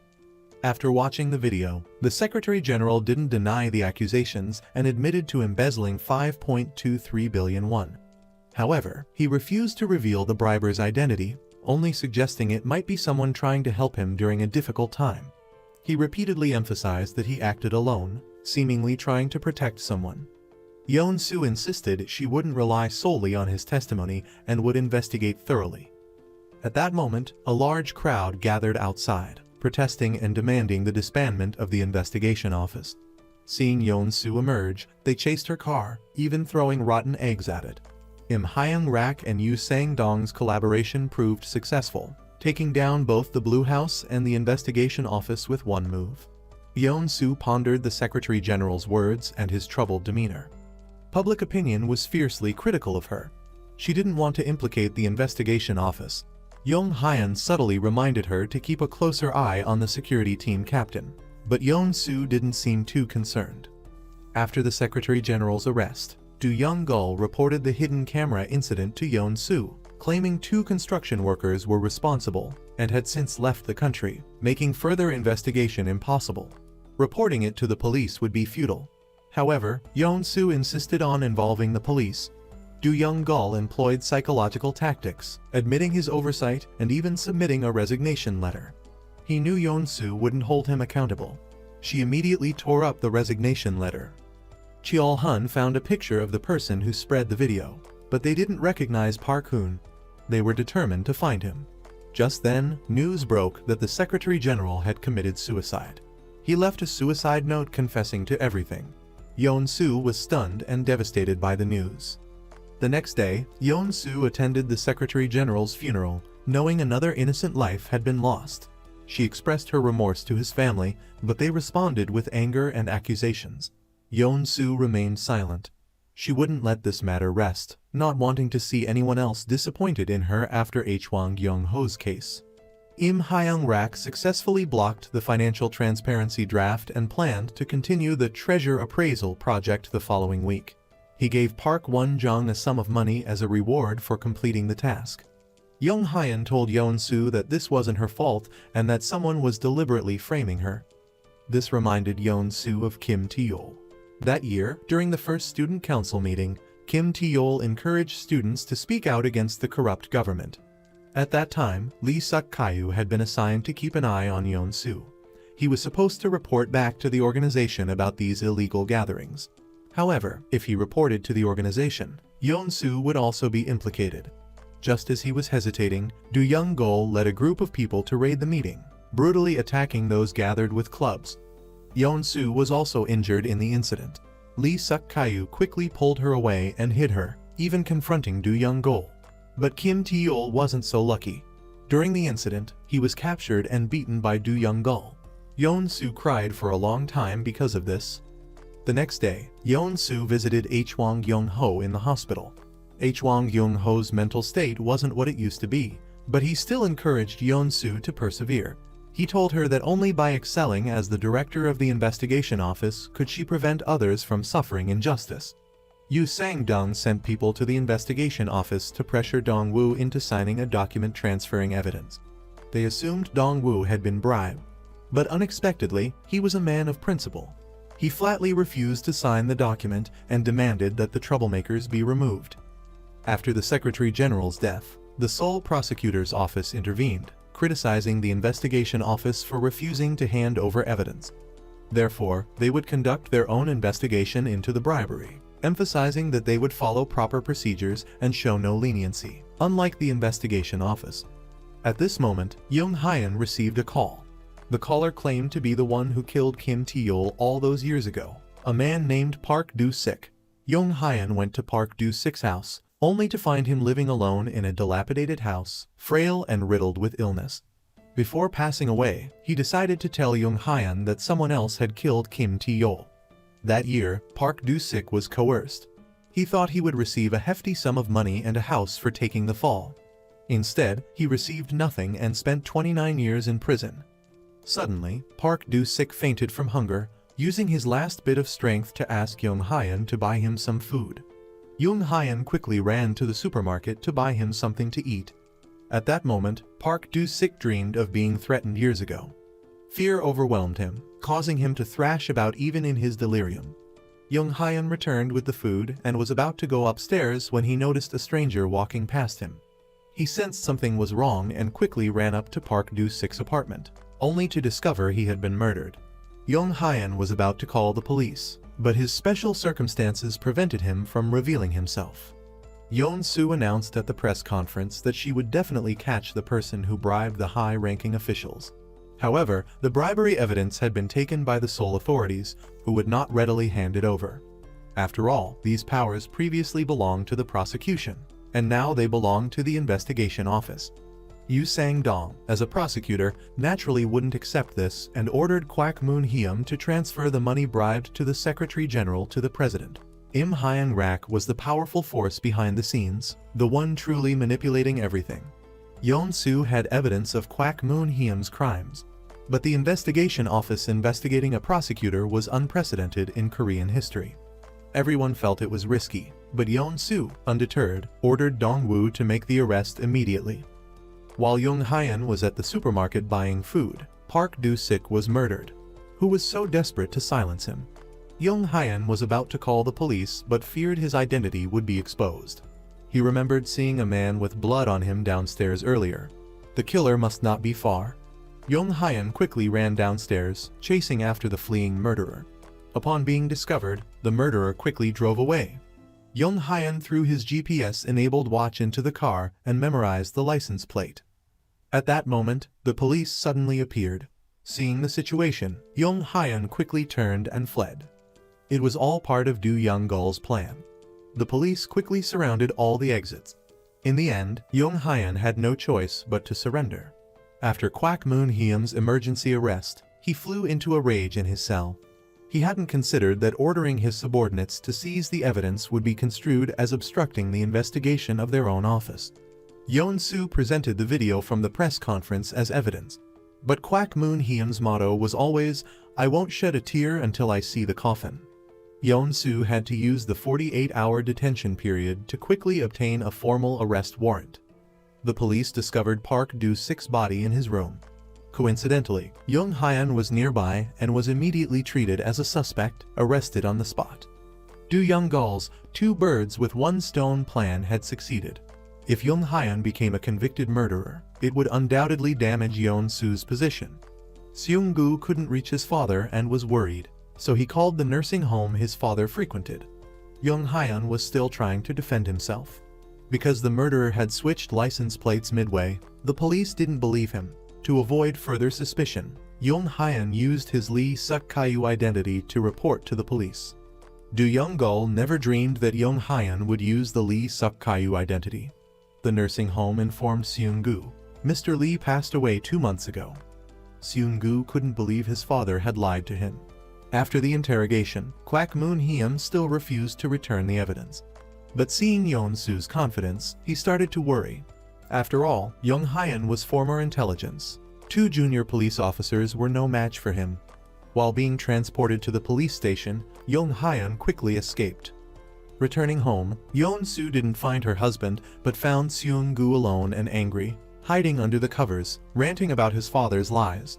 Yeon-soo was curious why her son was saying such things.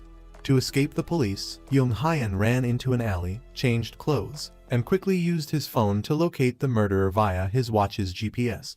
Unable to sleep because his father hadn't returned, Seung-gu suspected his father had another woman but didn't dare to speculate further, instead asking his mother if his father had any friends. Yeon-soo realized she knew nothing about Young-hyun's friends. She didn't even know if he had any friends. Yeon-soo called Manager B, asking him to investigate if anything had happened to Young-hyun. After killing Park Do-sik, the murderer transferred photos of the body to his computer. Young-hyun tracked the GPS signal and easily found the murderer's location. He pretended to be passing by, asking to borrow a knife. Recognizing him, the murderer hid a knife behind his back and lunged at Young-hyun. Young-hyun quickly dodged. A fierce struggle ensued. During the fight, the murderer stabbed Young-hyun in the stomach. Despite the bleeding wound, Young-hyun fought with all his might. He kicked the knife out of the murderer's hand and subdued him with a leg chokehold. He also discovered a computer in the murderer's hideout. After Yeon-soo arrested Kwak Moon-hyun, numerous prosecutors and reporters appeared, surrounding the office entrance, attempting to arrest Yeon-soo for abuse of power. Yeon-soo had memorized the list of prosecutors, and there was clear evidence of Kwak Moon-hyun seizing the evidence. With the presence of reporters, the prosecutors didn't want to create a scene and didn't dare to act rashly. Han Young-hyun arrived at the murderer's hideout and found him tied to a metal pole. Young-hyun's wound was increasingly painful, but to avoid detection, he hid, watching to see what Do Young-gul was planning. After checking the murderer's computer, Do Young-gul discovered he was deeply disturbed. Not wanting him to become a future threat, Do Young-gul injected him with poison. Young-hyun quickly took out his phone to record the act, but the low battery died at the crucial moment. Forced to prioritize, he treated his wound to prevent infection and then returned home. The infection caused severe pain, making Young Hyun pale. But to avoid worrying his son, he endured the pain while explaining his absence. Seung-gu was still upset about his father's lie. However, Young Hyun learned from Seung-gu that Yeon-soo knew about his father's death. Young Hyun didn't want Yeon-soo to suspect anything, but she already knew the truth. In the Treasure Vase project, Lee Suk-kyu was also a member. If Lee Suk-kyu were arrested, the project would be exposed. Therefore, Park On-young immediately ordered the police captain to cover up Park Do-sik's murder and clear Lee Suk-kyu of suspicion. Young Hyun, enduring the pain, returned to his room. After plugging in his phone, he saw numerous missed calls from his family. To avoid alarming Yeon-soo, Young Hyun lied, saying he drank too much after Mr. Lee's passing and forgot to come home. But the timeline didn't add up. Yeon-soo grew suspicious. If Young Hyun went to the hospital, the police would investigate. Unable to stitch the wound, he bandaged it himself. Seeing Yeon-soo return, he quickly hid the bloody bandage. Yeon-soo noticed his pallor, but Young Hyun continued to hide his injury. Oh Pil-yi didn't want Young Hyun to be further endangered. But those people were a constant threat to Yeon-soo's safety. Even if it cost him his life, Young Hyun was determined to protect her. He needed to find a way for Yeon-soo to see Do Young-gul's true nature. Kwak Moon-hyum still refused to hand over the evidence. If Yeon-soo couldn't get an arrest warrant, he would retaliate against her upon his release.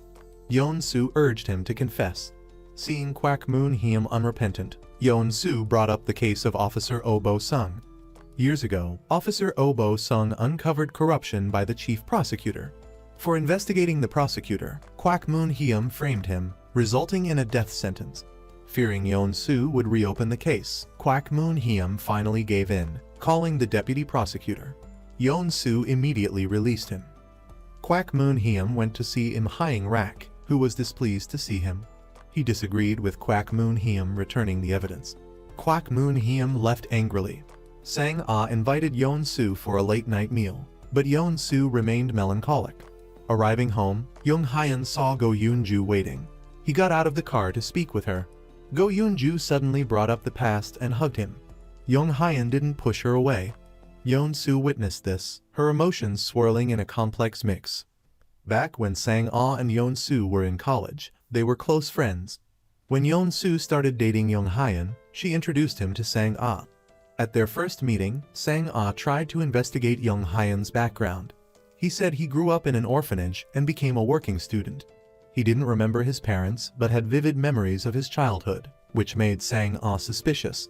She'd asked Yeon-soo, "Have you ever really looked into Young Hyun?" Back then, Yeon-soo completely trusted Young Hyun and dismissed her friend's concerns. But tonight, Yeon-soo witnessed an unprecedented scene on the street. Who was that woman daring to hug her husband right out in the open like that? Young Hyun didn't push Go Yoon-ju away, which was a huge blow to Yeon-soo. Instead of confronting them and embarrassing Young Hyun, Yeon-soo calmly drove back home, preparing to demand answers. Seeing Young Hyun had returned, a furious Yeon-soo immediately questioned him about his whereabouts. Young Hyun claimed he'd been exercising. Yeon-soo clearly hated being deceived. She raised her voice, demanding, "Who was that woman hugging you downstairs just now?" To avoid suspicion, Young Hyun explained, "That woman's name is Go Yoon-ju. She's a friend from the orphanage.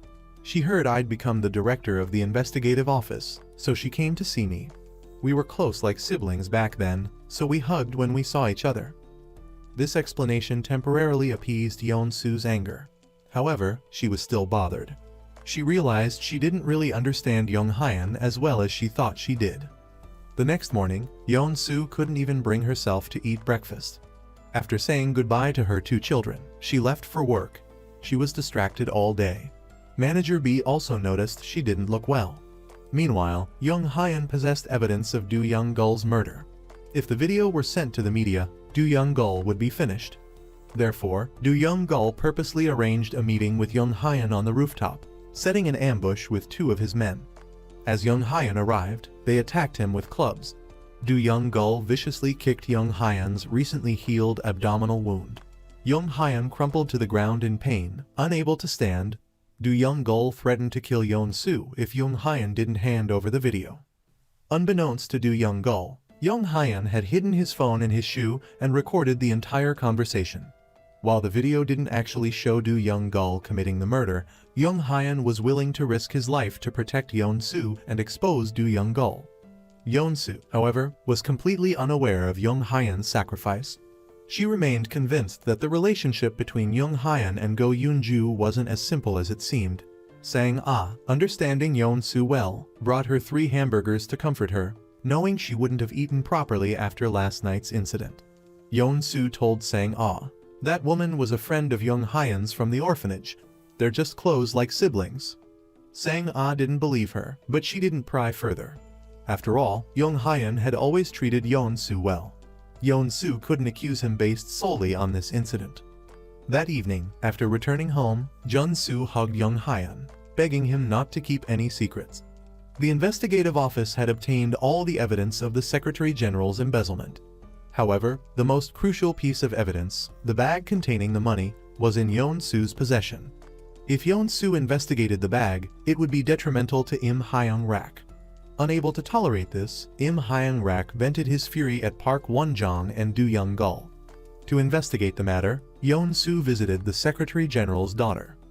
The daughter felt guilty, blaming herself for taking the bag abroad, which inadvertently implicated her father in the bribery scheme, who had orchestrated the planting of the bribe money in the bag and its delivery to the Secretary General.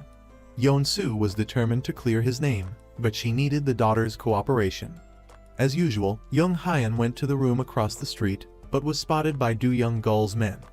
Do Young-gul quickly located Young Hyun. Taking advantage of Young Hyun's absence, Do Young-gul broke into his room and discovered that the video on the computer had been copied to a USB drive and sent via courier. After wiping the computer clean, Do Young-gul tracked the US's destination using the tracking number on the package. Yeon-soo traced the delivery to a roadside store. Kang Nam-cheol and Mun went to investigate, questioning fitness trainer Sun Ju-rai at the gym. Cheol-hun introduced himself and asked about the package. Sun Ju-rai's expression clearly betrayed her, so Mun followed her after work to a bar, where she met with a suspected informant against the Secretary General. The next day, My Son showed Yeon-soo photos of the encounter. Yeon-soo decided to investigate this person further. That evening, Yeon-soo found a package at her door. She brought it inside and told Young Hyun about it. Young Hyun had sent the package, intending it to contain evidence exposing Do Young-gul. However, Do Young-gul had intercepted it, replacing the recording with one from Young Hyun's undercover days, detailing his betrayal of Kim Tae-yeol. Unaware of the switch, Young Hyun couldn't understand who had tampered with the package. In the recording, Yeon-soo heard a man named Lee Suk-kyu identified as the one who betrayed Kim Tae-yeol, the same man who had been undercover alongside Yeon-soo to apprehend Kim Tae-yeol. He had developed feelings for Yeon-soo, complicating his mission because he didn't want to betray her. The recording revealed that after meeting Kim Tae-yeol at a bar, Young Hyun had fulfilled his duty by informing the organization of Kim Tae-yeol's whereabouts. Yeon-soo overheard this, leaving Young Hyun speechless. Then, he received a call from Do Young-gul, who gloated about his manipulation and revealed he was standing right outside Young Hyun's house. Suddenly, Yeon-soo appeared. Young Hyun claimed a client was complaining about his services and went downstairs. Yeon-soo was clearly skeptical. Do Young-gul was pleased with his successful scheme. Meanwhile, having worked alongside Yeon-soo, Dong-woo had come to understand her better. He decided to stop cooperating with Yoo Sang-dong. Kwak Moon-hyum was furious, believing Dong-woo had overstepped his bounds by defying Yoo Sang-dong. Dong-woo returned to the investigative office and informed Yeon-soo about Sun Ju-rai's identity and Park Won-jong's position as the Financial Security Director of the Intelligence Bureau. He even handed over Cha Min-ho's case file to Yeon-soo. It appeared that both Cha Min-ho's and the Secretary General's cases were connected to Park Won-jong. Dong-woo had been dismissed from the Intelligence Bureau for refusing to sign the investigation report. Back in his room, Young Hyun realized his computer had been accessed. He looked through his binoculars towards the investigative office and saw Do Young-gul waving back at him through his own pair. Do Young-gul had discovered his location. He could no longer stay there to protect Yeon-soo.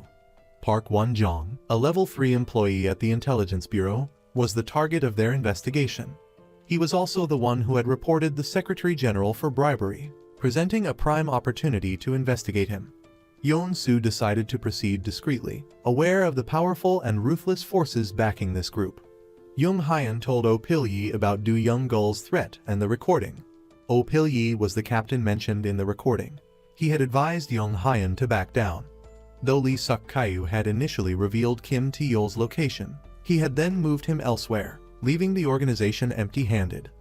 Oh Pil-yi had realized that Lee Suk-kyu, in love with Yeon-soo, had been secretly helping Kim Tae-yeol. After their conversation, Oh Pil-yi walked towards a black van, where it was revealed Do Young-gul had coerced him into wearing a wire, recording his entire conversation with Young Hyun. Yeon-soo met Kang Chung-mo at a bar and told him about the recording. Kang Chung-mo suspected the informant was someone present at the scene, although Kim Tae-yeol wasn't arrested at the bar. Yeon-soo wanted to know who sent her the recording. Kang Chung-mo advised, "The most important thing now is to handle the Secretary General's case.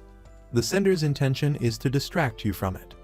Returning home, Yeon-soo told Young Hyun about her meeting with Kang Chung-mo. Hearing this, Young Hyun began formulating a new plan. Dong-woo had also discovered that Sun Ju-rai was Park Won-jong's mistress. However, Park Won-jong was currently abroad, halting their investigation until his return. Cheol-hun found documents related to the Equal Treasure project. Yeon-soo discovered Im Hyung-rak was a key figure in the project. Knowing Im Hyung-rak would obstruct her investigation if he found out, Yeon-soo discreetly searched for information on the other survivors of the project. After the Secretary General's death, Kang Chung-mo became the leading candidate for the position. Im Hyung-rak targeted him, but Kang Chung-mo refused to cooperate. Since Do Young-gul had sent the recording to Yeon-soo, Young Hyun couldn't remain passive. He deliberately went to the investigative office to invite Yeon-soo to lunch, choosing the same restaurant where Do Young-gul happened to be eating. Caught off guard, Do Young-gul pretended not to know Young Hyun. Young Hyun seized the opportunity, prompting Yeon-soo, "Isn't that the man we saw at the hospital gate before?" Yeon-soo realized Do Young-gul was the man who had introduced himself as Lee Suk-kyu at the hospital. Young Hyun's clever maneuver planted seeds of doubt about Do Young-gul's identity. Yeon-soo decided to investigate him discreetly, learning that Do Young-gul had received a commendation for capturing Kim Tae-yeol. This made her extremely wary of him. Do Young-gul hadn't anticipated Young Hyun's tactic. After work, Yeon-soo received a call from Sang-ah informing her of Park Do-sik's murder in his motel room. Park Do-sik had taken the fall for Kim Tae-yeol's murder and was about to reveal the truth when he was silenced. Yeon-soo decided to inquire at the investigative team, but her superiors had ordered the case to be buried. So, she went to the local police station. After Young Hyun drove her there, they realized the officers were the same ones they had seen at Park Do-sik's motel. The officers seemed to recognize Young Hyun and asked him to roll down his window, leaving him worried. Years earlier, Park Do-sik had been ordered to harm Kim Tae-yeol in prison. He attempted to strangle Kim Tae-yeol but couldn't bring himself to kill him. Another person then entered the cell and threatened Kim Tae-yeol. Go Yoon-ju witnessed the entire scene from the surveillance room and subsequently took the recording. The image of Im Hyung-rak committing the murder, captured on the tape, remained vivid in her mind. Go Yoon-ju used her phone to photograph Im Hyung-rak's back from the recording. Back in the present, Young Hyun dropped Yeon-soo off at the police station. The captain, finding Young Hyun familiar, asked him to step out of the car for identification. To avoid arousing Yeon-soo's suspicion, Young Hyun complied, keeping his head down. Fortunately, the captain was getting older and his eyesight wasn't so good, so he didn't recognize Yeon-soo or manage to glean any clues related to Park Do-sik's death. Cheol-hun investigated Park Won-jong's call logs.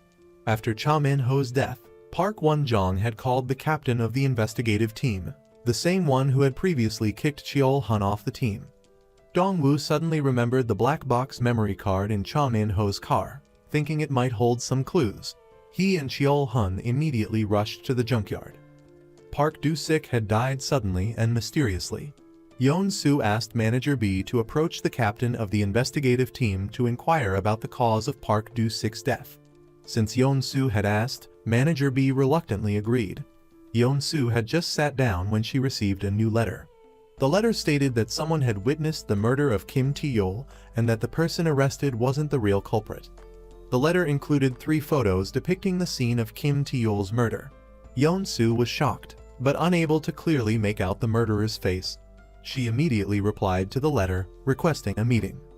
Do Young-gul had installed software on Yeon-soo's mailbox. Upon seeing the letter, he immediately reported it to Im Hyung-rak. Im Hyung-rak was surprised that the recording still existed after all this time. He quickly dispatched Young Hyun to handle the situation and wanted to bring Do Young-gul back into the organization. He then took out his phone and sent a text message to the number saved as 612. Upon receiving the message, a man in black immediately set out.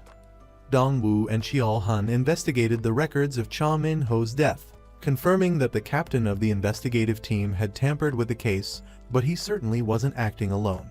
The mastermind behind it was most likely Park Won-jong. Therefore, Yeon-soo decided to ensure the safety of the captain's family before arresting him. Go Yoon-ju was the one who sent the anonymous letter to Yeon-soo years ago. She was undercover within a drug trafficking ring. After becoming pregnant with the boss's child, her physical condition deteriorated significantly. Im Hyung-rak didn't give her any opportunity to rest and constantly berated her as useless. To rescue Cha Min-ho from the gang, despite being pregnant, Go Yoon-ju was forced to take drugs. Burdened by all the suffering, and now with a chance for revenge, Go Yoon-ju wasn't going to let it go easily. She sent a message to Yeon-soo, arranging a meeting at the carousel in the amusement park. Go Yoon-ju also told Young Hyun about this. Young Hyun was worried that she would be in danger, so he immediately abandoned his work and rushed to the amusement park to stop her. Seeing Yeon-soo depart, Do Young-gul followed her by car. After receiving the message, the man in black also headed to the amusement park. Young Hyun discovered that Do Young-gul's men had ambushed the entire amusement park, so he secretly followed and protected Yeon-soo. Go Yoon-ju saw Yeon-soo arrive and was about to meet her when she noticed many eyes watching. She hesitated for a moment, spotted someone following her, and then arranged to meet Yeon-soo in the restroom. Young Hyun discovered Go Yoon-ju's location and immediately sent her a warning message. Go Yoon-ju turned around and saw Do Young-gul, so she immediately ran into the amusement park. Just as Do Young-gul was about to find her, Young Hyun deliberately set off fireworks outside. Thinking it was gunfire, Do Young-gul quickly ran out of the amusement park. Go Yoon-ju took the opportunity to escape. She thought she had successfully gotten away, but the man in black covered her mouth with a cloth, and she lost consciousness in an instant. Young Hyun immediately rushed to Go Yoon-ju and engaged in a fierce fight with the man in black. The man took advantage of a lapse in Young Hyun's attention and injected him with an unknown liquid. Young Hyun collapsed on a nearby bench. Yeon-soo found Go Yoon-ju lying on the ground and quickly told someone nearby to call the police. She recognized Go Yoon-ju as the friend who had embraced Young Hyun. That night, the man in black stole the recording from Go Yoon-ju and delivered it to Im Hyung-rak. Im Hyung-rak told Do Young-gul to disband his team and invited him to dinner that evening. Yeon-soo picked up Go Yoon-ju's phone and saw her call logs with Young Hyun, a sudden unease gripping her heart. Then, she saw a call from Do Young-gul to Seung-goo's house, telling her that Young Hyun wasn't home. Yeon-soo's anxiety intensified. At that moment, Cheol-hun brought the surveillance footage from Park Do-6 apartment complex. Yeon-soo saw Young Hyun in the video. Could Young Hyun be involved in Park Do-6 case? Cheol-hun didn't know Young Hyun and told Yeon-soo that the man in the video was Lee Suk-kyu. Stunned, Yeon-soo began to suspect that Young Hyun had orchestrated everything. After being injected with the unknown liquid, Young Hyun felt unwell and his face was pale. He sent a message to Yeon-soo, but she only read it without replying. After obtaining the recording, Im Hyung-rak watched it and immediately destroyed it. He then called Kang Chung-mo and arranged a private meeting. Young Hyun noticed Yeon-soo acting strangely, as if she knew something, but Yeon-soo didn't confront him directly. She decided to investigate him herself. She went to the nursing home and learned from the nurse that Mr. Lee had passed away 2 months prior. So why had Young Hyun lied that night? What was he hiding from her? Yeon-soo returned to the hospital to visit Go Yoon-ju and learned from the nurse that Go Yoon-ju wasn't an orphan. Her parents were still alive. Yeon-soo was almost faint with shock, but quickly regained her composure and decided to visit the orphanage. The director told her there was no one named Go Yoon-ju, and that Young Hyun had died in his teens. The director showed Yeon-soo a picture of Young Hyun. Looking at the child in the photo, Yeon-soo realized it wasn't her husband. She went to the grave, trembling, unsure of who the man she had shared her life with truly was. Her heart raced, and her breathing became labored. Young Hyun was at the hospital visiting Go Yoon-ju, still unwilling to reveal his secret to Yeon-soo. After all, he was the sole support for her and their children. He opened the hospital room door to find the man in black standing there. Then Yeon-soo arrived at the hospital and saw Young Hyun leaving Go Yoon-ju's room. The man in black deliberately lured Young Hyun to the rooftop so Yeon-soo could witness her husband's hidden identity. Young Hyun, focused on pursuing the man in black, didn't see Yeon-soo. Having achieved his goal, the man in black quickly fled. Young Hyun turned around to find Yeon-soo standing there. Yeon-soo picked up a gun from the ground and demanded, "Who are you?" Flashback to when Yeon-soo first visited Young Hyun's workplace. Young Hyun wanted to express his feelings for her, so he used machinery to create a unique ring for her. Although the ring wasn't valuable, it marked the beginning of their relationship. Back in the present, after learning Young Hyun's true identity, Yeon-soo couldn't accept it. They had been married for over 10 years, yet her husband was like a stranger. She pointed the gun at Young Hyun, forcing him to tell the truth. Young Hyun knew he couldn't hide it any longer and confessed, admitting he was Lee Suk-kyu. Hearing Young Hyun's confession, coupled with recent exhaustion, Yeon-soo suffered a heart attack and collapsed. Young Hyun rushed her to the emergency room.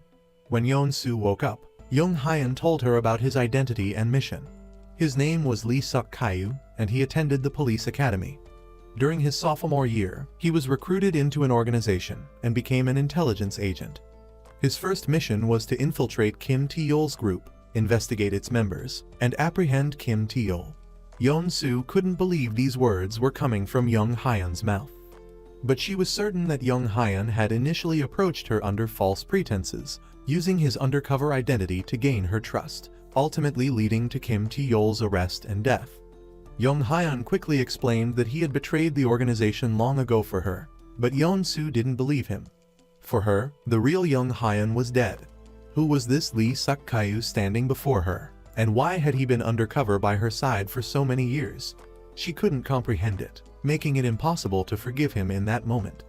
Agitated, she ripped the Roman 4 from her arm and, despite the pain, insisted on going home. Young Hyun followed closely behind. The two children, seeing their mother's distress, asked their father what had happened. Neither of them told the children the truth. Upon arriving home, Yeon-soo collapsed onto the bed, and Young Hyun sat beside her, caring for her. Yeon-soo struggled to accept that the man she loved was dead, and that this man, Lee Suk-kyu, had approached her with ulterior motives. She wished Young Hyun would tell her it wasn't true.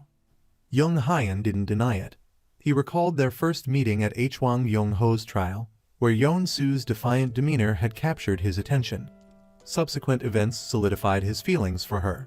He wanted to tell Yeon-soo that he hadn't approached her with a specific agenda, but by the time he realized he loved her, it was too late. Yeon-soo's emotional state remained unstable. She drove onto the highway in the middle of the night, seemingly losing all reason. Worried she might do something reckless, Young Hyun rushed to embrace her, repeatedly apologizing. Yeon-soo calmed down and returned home, where, facing her children, she burst into tears. Seeing his mother cry, Seung-gu felt terrible, convinced his father had upset her. Seung-mi wondered if the woman she had met earlier was the cause of her mother's sadness. Young Hyun didn't offer Seung-mi an explanation. Seung-gu, deeply concerned about his mother, wanted to speak but didn't know where to begin. The next morning, Yeon-soo skipped breakfast and left the house. Young Hyun reminded her to keep an eye on Do Young-gul. Seeing his mother hadn't eaten, Seung-gu locked himself in his room, refusing to eat until she did. Yeon-soo looked through the police academy yearbook from that year, finding a picture of Officer Lee Suk-kyu. Suddenly, she received a call from Cheol-hun. He revealed that Young Hyun had installed software on her computer, stealing numerous documents. Yeon-soo immediately returned to the office and encountered Do Young-gul in the underground parking lot. Knowing his cover was blown and that the investigators were after him, Do Young-gul quickly drove away. Then, the hospital called to inform them that Go Yoon-ju had checked herself out. The first thing Go Yoon-ju did after leaving the hospital was call Young Hyun to thank him. Young Hyun urged her to stop seeking revenge and not to drag Yeon-soo into it. Seeing Young Hyun still protecting Yeon-soo angered Go Yoon-ju further. The captain of the investigative team was arrested. Cheol-hun presented evidence of Park Won-jong bribing him, and the captain confessed. Now, all they had to do was wait for Park Won-jong to return to the country to arrest him. Finding his son, exhausted from his hunger strike to reconcile his parents, asleep in his room, Young Hyun sat beside him, apologizing for his mistakes. After the Secretary General's death, the opposition party's approval ratings steadily increased, and the three leaders celebrated. Yeon-soo discovered that Do Young-gul had been sent by the intelligence agency to monitor her. She returned home and confronted Young Hyun, demanding the full truth. Young Hyun didn't want Yeon-soo involved in this conflict. Enraged, Yeon-soo slapped Young Hyun. She told him he was no longer their children's father, but merely an agent sent by the intelligence agency. She stormed out, picked up a large rock, and smashed the auto repair shop sign. Back inside, Seung-mi told her that if they continued fighting, Seung-gu would starve himself. After all, they were family, and there was nothing they couldn't forgive. With the investigation team hot on his trail, Do Young-gul fled to Im Hyung-rak's secret hideout, only to find him absent. As the authorities launched a widespread manhunt for Do Young-gul, his associates suspected Lee Suk-kyu of leaking information about their activities. Meanwhile, Park Won-jong was apprehended by Dong-woo and his men immediately upon disembarking from his flight. Im Hyung-rak was maneuvering to install Kang Chung-mo as Secretary General, revealing Young Hyun's true identity to him in the process. He implied that if Young Hyun's secret came to light, Yeon-soo's position as director would be jeopardized. After his arrest, Park Won-jong immediately requested the presence of his lawyer for questioning. He claimed that the bag of bribe money, purchased by Sun Ju-rai, was simply for his personal trainer. Dong-woo then presented evidence of Park Won-jong bribing the head of the investigation team. Park Won-jong insisted the money was a loan for stock investments and instructed his lawyer to produce a signed loan agreement. Lacking sufficient evidence for an arrest, Dong-woo was forced to release Park Won-jong. Frustrated by this setback, Dong-woo unexpectedly received a crucial piece of intelligence. Im Hyung-rak was the mastermind behind Park Won-jong's actions. This revelation linked Im Hyung-rak to the cases involving the Secretary General and Cha Min-ho. Following his trip to Switzerland, Park Won-jong had delivered $100 million to Im Hyung-rak. Now a fugitive with frozen credit cards, Do Young-gul sought financial assistance from Im Hyung-rak. Back at her shop, Yeon-soo, filled with anger at the sight of her store sign, was about to destroy it when Kang Chung-mo arrived. He informed her of Young Hyun's undercover status and advised her to prepare for the possibility of losing her directorship. Yeon-soo was heartbroken. The career she had spent half her life building was on the verge of collapse because of Young Hyun. Young Hyun, eavesdropping at the door, was consumed by guilt. The next day, the anniversary of Kim Tae-yeol's death, Young Hyun escorted Kim Tae-yeol's mother to the cemetery early in the morning. Kang Chung-mo also came to pay his respects. Yeon-soo, believing Young Hyun didn't deserve to be there, refused to see him. At that moment, Im Hyung-rak appeared. The man implicated in Kim Tae-yeol's murder, as well as the cases of Cha Min-ho and the Secretary General, feigned innocence. After exchanging pleasantries with Yeon-soo and her husband, he calmly proceeded to the memorial service. Kang Chung-mo greeted the arriving officials. Im Hyung-rak approached him, inquiring about Yeon-soo's dismissal. He argued that it was for the good of South Korea. The wife of the director of the Anti-Corruption Investigation Bureau was revealed to be a mole who betrayed the martyr Kim Tae-yeol. If the government ignored this, it would set a dangerous precedent for future moles. Kang Chung-mo tried to buy Yeon-soo some time, but Im Hyung-rak's resolve suggested her resignation was inevitable.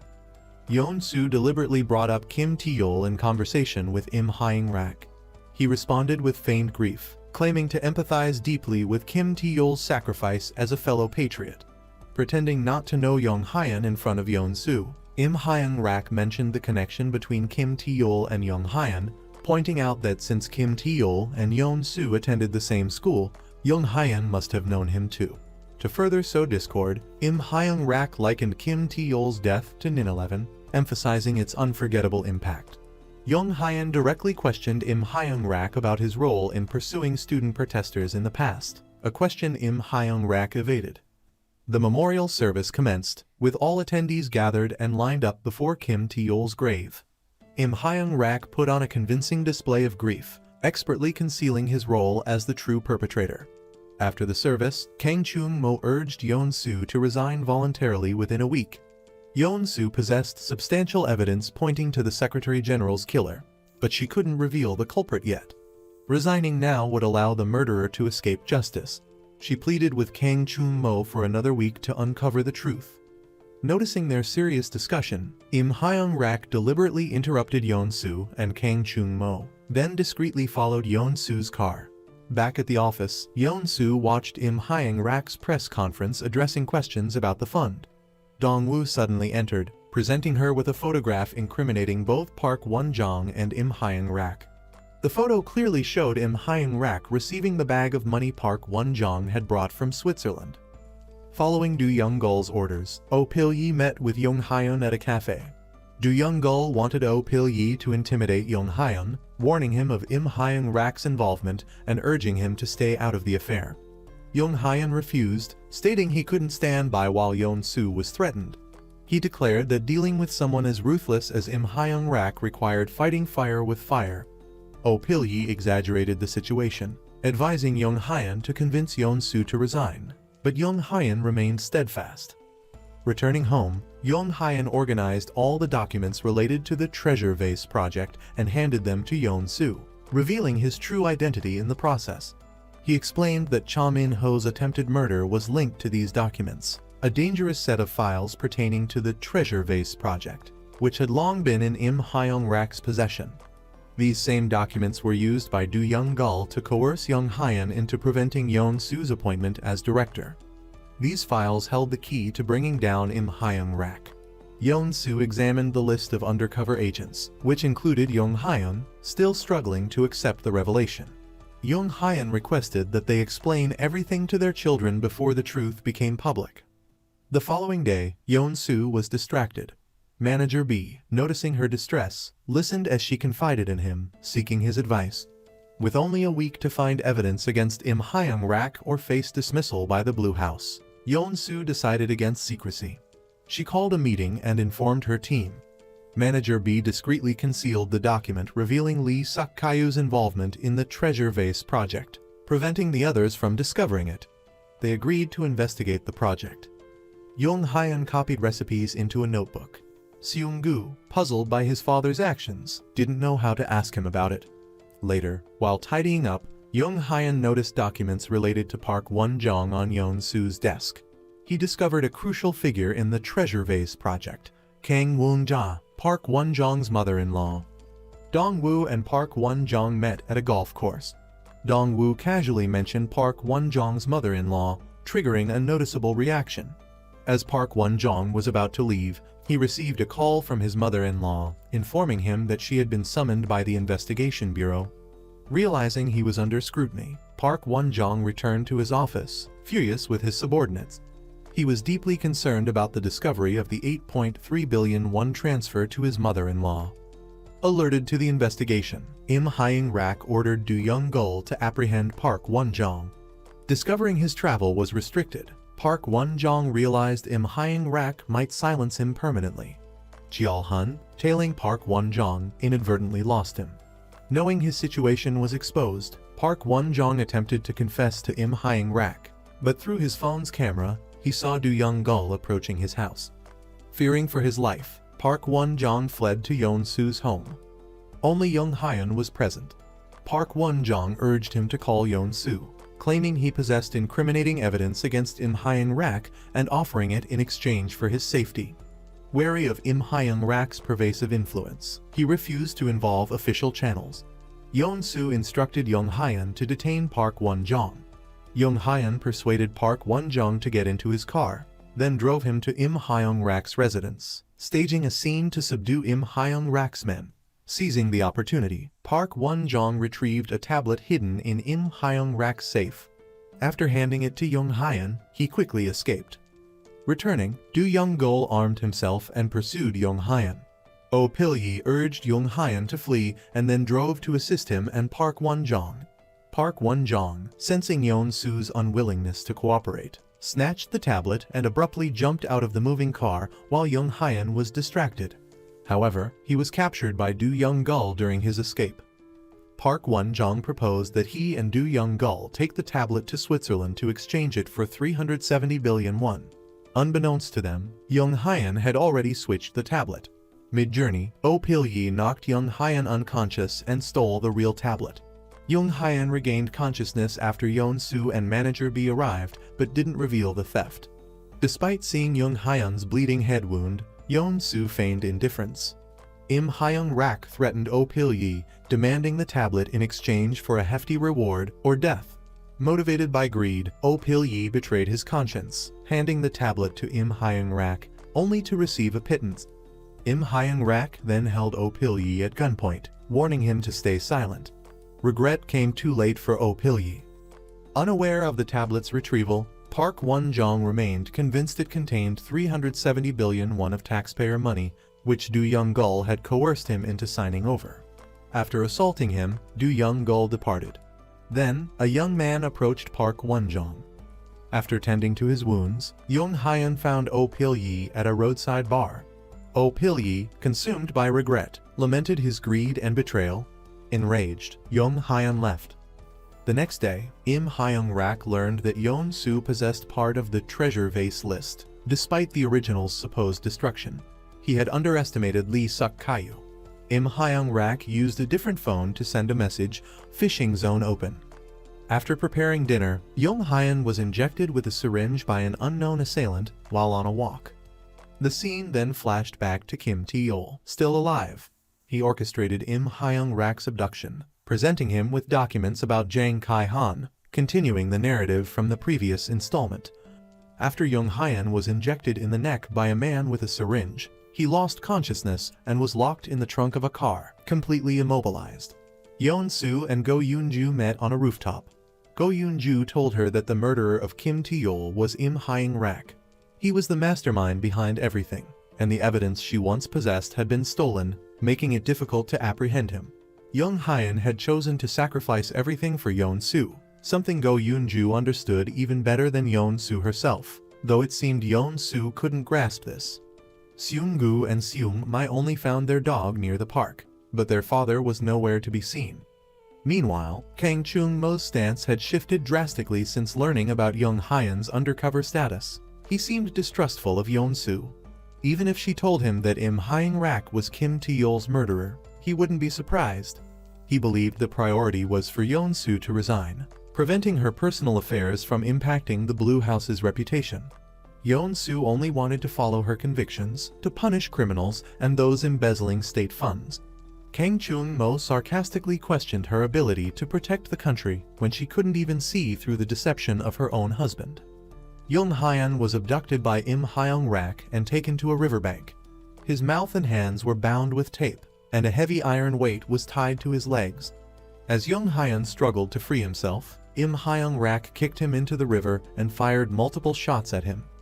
With the several hundred-pound weight attached to his legs, Im Hyung-rak was certain he wouldn't survive. Seung-mi informed Yeon-su about Jung Hyun's disappearance. Yeon-su rushed home, but Jung Hyun's phone was constantly switched off. Looking at Jung Hyun's cookbook, she started to feel uneasy. The children assumed he had left in anger after an argument. After comforting them, Yeon-su went to her office to discuss Park Won-jong's disappearance with her colleagues. Cheol-hun tracked Park Won-jong's last known location and saw him in a black car.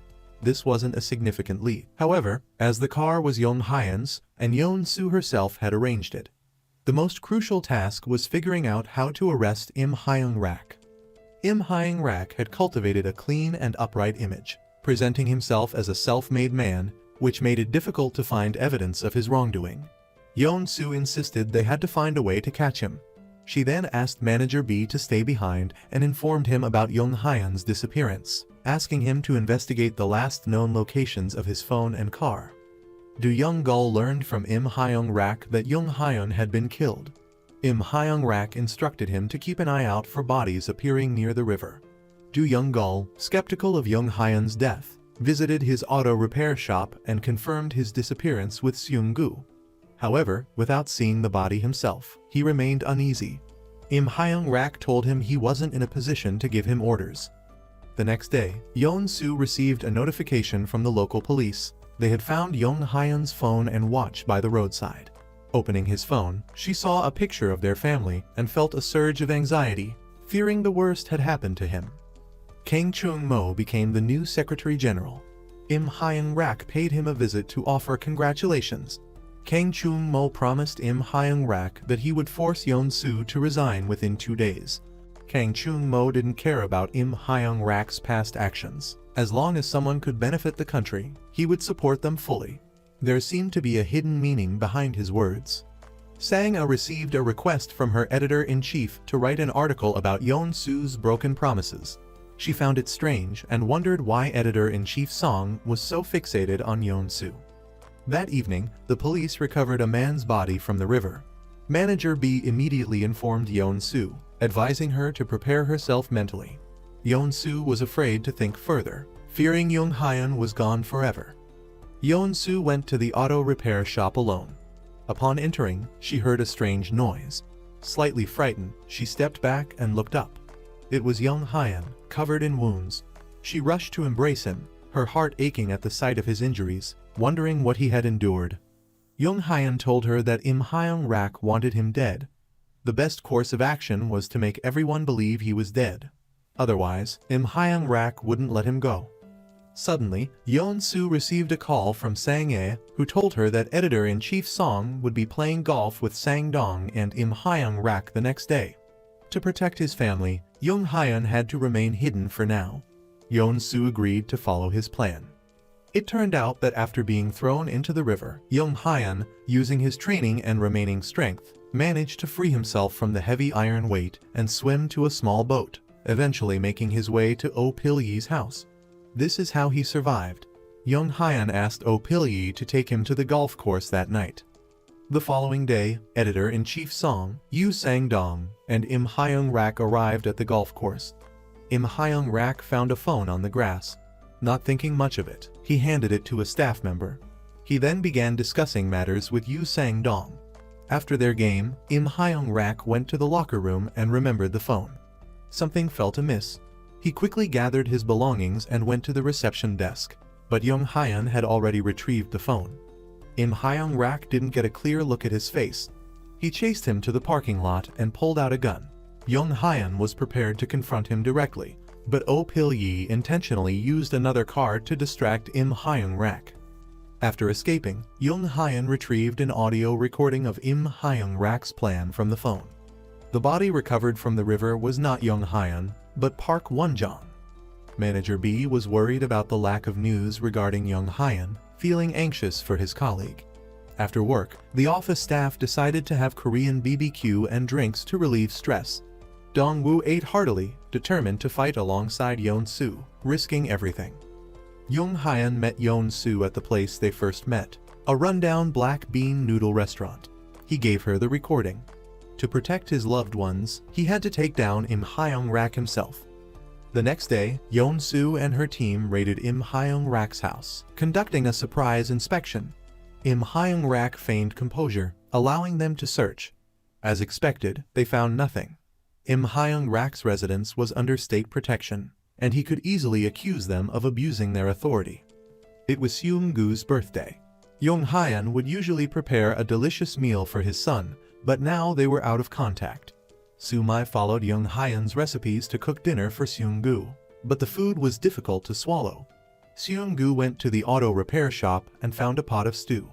Young Hyun hadn't forgotten his son's birthday and had secretly prepared it. Do Young-gul informed Im Hyung-rak that Yeon-soo was still trying to conceal Young Hyun's disappearance. Im Hyung-rak sent Yeon-soo an audio recording. It contained a conversation between him and Kim Tae-yeol from years ago, revealing that Kim Tae-yeol was the one who wanted to frame Hwang Young-ho. Yeon-soo was stunned, unable to believe her ears. She never expected those words to have come from Kim Tae-yeol. The scene flashed back to when Kim Tae-yeol was still alive. After kidnapping Im Hyung-rak, he demanded Jang Kai-hun's real will, believing it held the key to overturning Hwang Young-ho's case and securing his death sentence. Ironically, Kim Tae-yol was killed by Im Hyang-rak. After Kim Tae-yol's death, Yeon-soo wept before his memorial tablet, accompanied by Lee Suk-kyu, posing as Young Hyun. Im Hyang-rak and Do Young-gol also attended the funeral. Yeon-soo still had many questions about Kim Tae-yol's death, determined to uncover Park Do-sik's motive and the person behind him. Im Hyang-rak approached them, feigning sorrow over Kim Tae-yol's passing. Young Hyun almost laughed out loud, recognizing their performance. Now, listening to the recording, Yeon-soo was in disbelief, her eyes wide with shock. She even asked Young Hyun to confirm the voice, and his look affirmed her suspicion that it was indeed Kim Tae-yol. Yeon-soo was devastated. She listened to the recording repeatedly throughout the night until dawn. Finally, she removed her headphones, standing by the window in a daze. She then attended Hwang Young-ho's trial. He was declared innocent and released. His decades-long ordeal was finally over. Hwang Young-ho looked at Yeon-soo, his expression a mixture of joy and something else. Yeon-soo felt a sense of accomplishment, having pursued this case for 29 years. Fortunately, she had submitted Jang Kai-hun's real will to the court 3 years prior, which contributed to this outcome. For Hwang Young-ho, the court had been a tormenting hell, but today it felt like heaven. Without Yeon-soo's persistence, he wouldn't have seen this day. He looked at her and said he would thank her properly for the concealed will. Yeon-soo didn't know how to respond. She repeatedly lowered her head, offering only a strained smile, wanting to shield him from further societal cruelty. After his release, Hwang Young-ho was taken to the hospital. Overwhelmed, Yeon-soo collapsed and sobbed uncontrollably. Unable to cope with the weight of everything, she took time off from work, a decision her colleagues understood.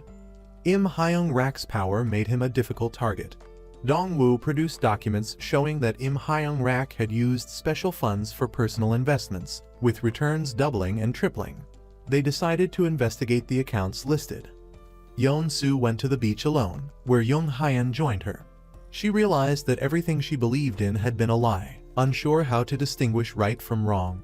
Young Hyun reminded her that Im Hyang-rak had intentionally sent her the recording, wanting to break her spirit and leave her consumed by guilt and pain. Yeon-soo understood his point. Back home, the children were happy about Hwang Young-ho's release but noticed their mother's sadness.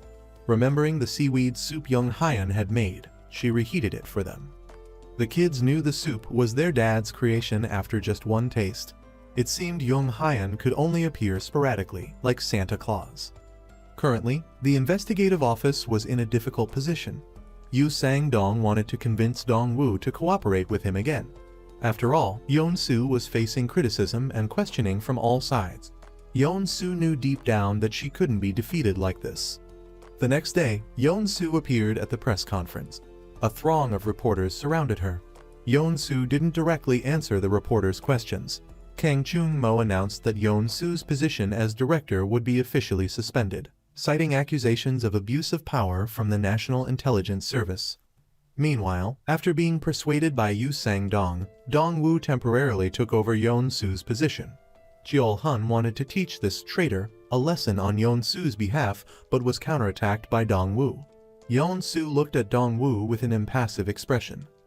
Do Young-gul had been keeping an eye on Yeon-soo's recent situation but hadn't discovered any significant information. Now, they needed to make amends quickly so they wouldn't have to live on instant noodles anymore.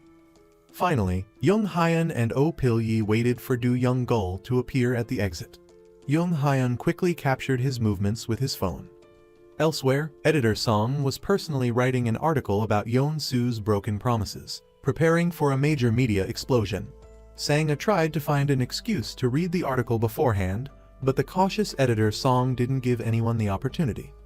After the press conference, as requested by Im Hyang-rak, Kang Chung-mo pressured Yeon-soo to resign. Everything was going according to Im Hyang-rak's plan. He decided to immediately initiate his own scheme. Young Hyun had a daring plan. He wanted to borrow Oh Pil-yi's car to infiltrate Im Hyang-rak's workplace and steal a crucial tablet. Returning to her former office, Yeon-soo looked at the familiar surroundings, feeling a sense of nostalgia. Dong-woo had found Im Hyang-rak's investment records. Working at the National Intelligence Service, Im Hyang-rak had access to national intelligence, which he used to make personal investments in the stock market.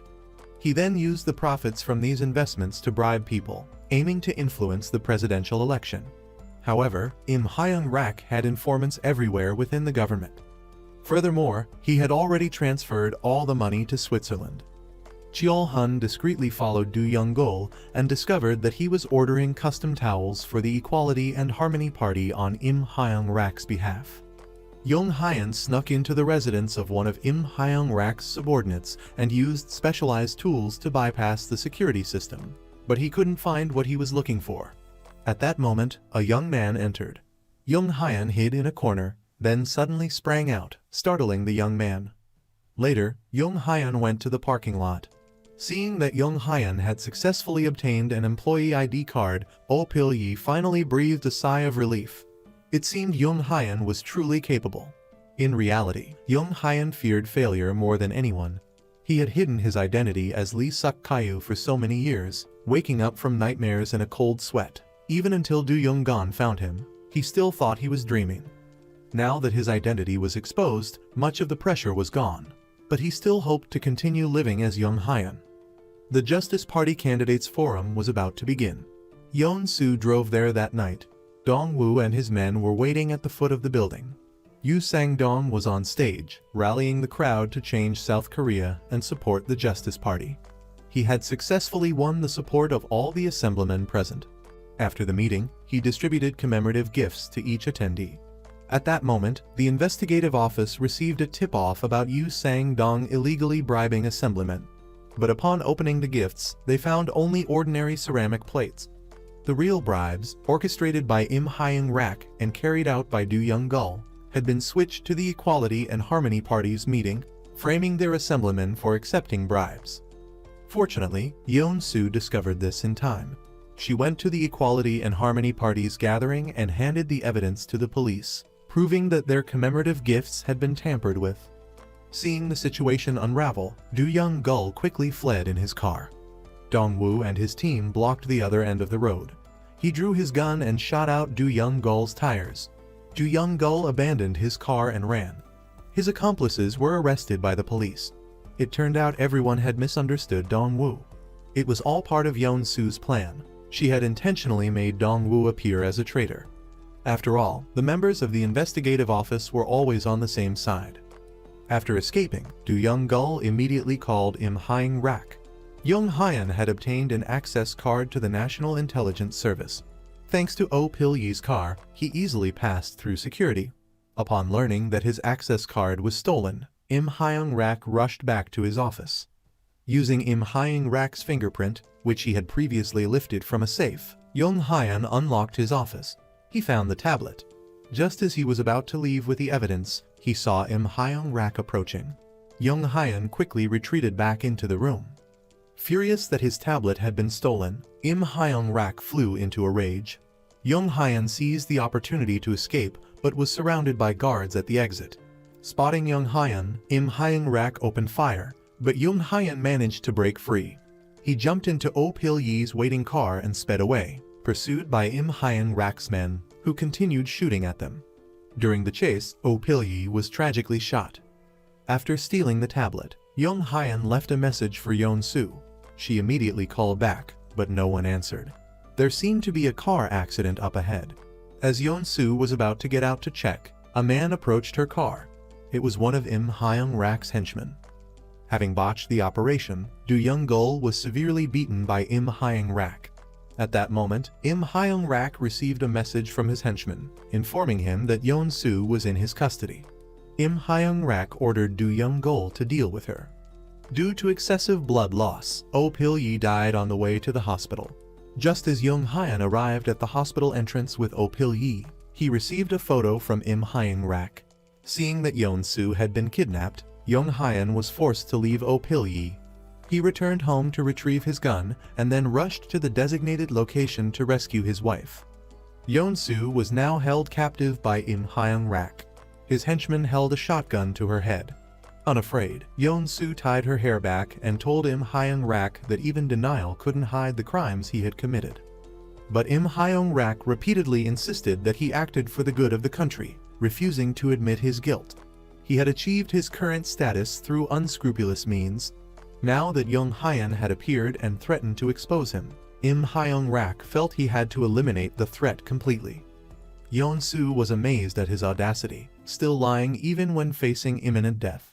At that moment, Young Hyun arrived at the abandoned building, carrying a briefcase. Do Young-gul was waiting downstairs. Young Hyun demanded to see Yeon-soo before handing over the tablet. Upon seeing her, he quickly noticed a laser dot on her. Young Hyun demanded Im Hyung-rak release Yeon-soo, threatening to throw the tablet from the rooftop. Im Hyung-rak signaled his henchmen to aim at Yeon-soo's chest and then deliberately provoked her, pointing out her hypocrisy in knowing Kim Tae-yeol was a traitor but not revealing the truth to Hwang Kyung-ho. Yeon-soo didn't deny the accusation of hypocrisy. She couldn't accept that truth herself. However, to achieve his goals, Im Hyung-rak had murdered Cha Min-ho and Park Won-jong. Yeon-soo couldn't forgive him out of guilt. She also told Do Young-gul that Im Hyung-rak wouldn't share a penny of the hundreds of billions of dollars he was about to acquire. Do Young-gul seemed to understand this. Perhaps he knew he would be next on Im Hyung-rak's hit list. Im Hyung-rak raised his gun at Young Hyun. Suddenly, Do Young-gul shot the tablet out of Young Hyun's hand, disrupting Im Hyung-rak's plan. Im Hyung-rak retaliated, shooting Do Young-gul in the stomach. Then, as he reached for the falling tablet, Young Hyun shot him, causing him to fall over the edge. The henchmen fired at Young Hyun and Yeon-soo, but the distance and their movement made it difficult to aim accurately. Clutching his wound, Do Young-gul stood up and saw that Im Hyung-rak hadn't fallen. He was dangling in mid-air, entangled in a green safety net. Im Hyung-rak urged Do Young-gul to pull him up. Do Young-gul slowly extended his left hand. The henchman caught up to Young Hyun, knocking him to the ground, causing him to lose consciousness. The henchman's arm was severely injured. Remembering Young Hyun's words and the shot Im Hyung-rak had fired into his stomach, he withdrew his hand and walked away. Im Hyung-rak, losing his support, plummeted to the ground below. Do Young-gul then pulled out his phone and called the police. Meanwhile, the henchman and Young Hyun were in a fierce struggle. Young Hyun was almost choked to death. Fortunately, Yeon-soo regained consciousness and shot the henchman in the leg. She quickly performed CPR on Young Hyun, who soon revived. The police arrived to find Im Hyung-rak lying motionless on the ground, still alive. After regaining consciousness in the hospital, Young Hyun saw Seung-gu and Seung-mi standing before him. The children were very worried about their father. Yeon-soo's injuries were not serious. The entire nation was discussing the illegal election activities. Yeon-soo's kidnapping and Young Hyun's near-death experience were major news. Thankfully, it was all over. All the investigative office staff were reinstated. With the election scandal causing such an uproar, editor Song didn't dare publish his previous draft. He angrily tore it up and threw it in the trash. Yeon-soo received a call from Kang Chung-mo, asking her to return as director. She then visited Im Hyung-rak in his hospital room. But Im Hyung-rak was unrepentant. Yeon-soo told Young Hyun that Do Young-gul had died at the scene. Young Hyun felt a pang of sadness. He understood that Do Young-gul was merely following orders, and the true culprit was still alive. Young Hyun didn't regret his current identity. It was because of his assumed name that he had his happy family. This was the price he had to pay. Yeon-soo was grateful for his sacrifices. Kang Chung-mo received a call from Im Hyung-rak. He claimed the tablet Yeon-soo had taken contained a bomb. If Kang Chung-mo didn't want the country destroyed, he had better stop Yeon-soo. Im Hyung-rak then had his lawyer send Kang Chung-mo a photo. After seeing it, a furious Kang Chung-mo demanded to know what Im Hyung-rak was up to. Im Hyung-rak's goal was simple. He wanted Kang Chung-mo to find a way to get him acquitted. Dong-woo thoroughly analyzed Im Hyung-rak's crimes and uncovered a list of 13 assemblymen, including Yu Sang-dong and high-ranking government officials, who had accepted bribes from him. Revealing this information would undoubtedly cause a massive storm. Apprehending Im Hyung-rak would be like stirring up a hornet's nest, requiring someone with expertise to handle it cleanly. Kang Chung-mo went to Yeon-soo's office and asked her to help conceal the contents of the tablet. arguing that its disclosure would severely damage South Korea's interests. Yeon-soo wanted justice for South Korea. Her husband had nearly died for it. She couldn't betray her beliefs for the sake of national interests. She refused Kang Chung-mo's request, warning him not to become another Im Hyung-rak.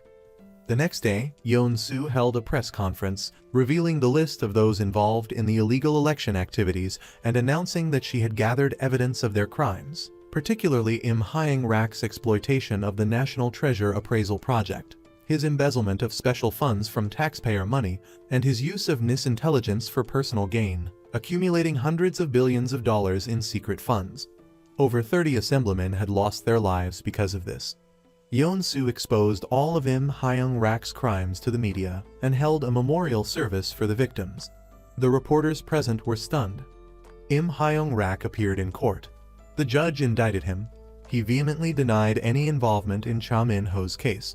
Dong-woo presented Kang Chung-mo's testimony, directly implicating Im Hyung-rak in ordering him and Do Young-gul to abduct and murder Park Won-jong in the warehouse.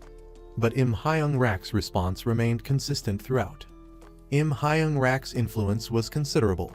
Without key evidence, the cunning old fox wouldn't be intimidated.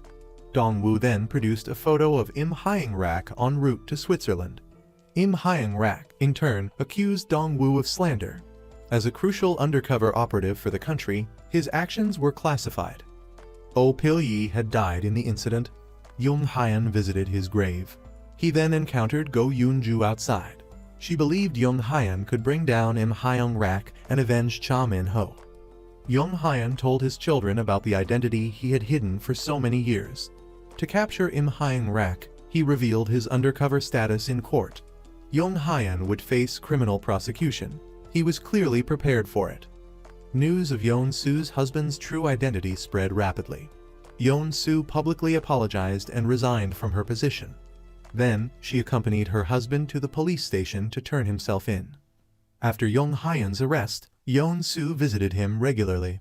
Had he told her the truth sooner, perhaps he wouldn't have had to endure imprisonment.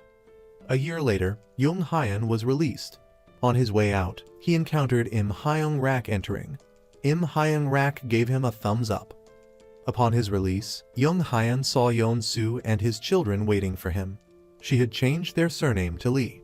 Finally, Jung Hyun could return to his true identity, Lee Suk-kyu. Lee Suk-kyu took his family to his father's grave, introducing his children to their grandfather. Seung-gu placed candy from his pocket in front of the portrait. Yeon-soo and the children paid their respects. Perhaps Lee Suk-kyu's father could now rest in peace. Later, Lee Suk-kyu stood by the river. Yeon-soo took his hand, removed his ring, and threw it into the river. Then, she took another ring from her pocket and placed it on his finger. They exchanged new rings and returned home together.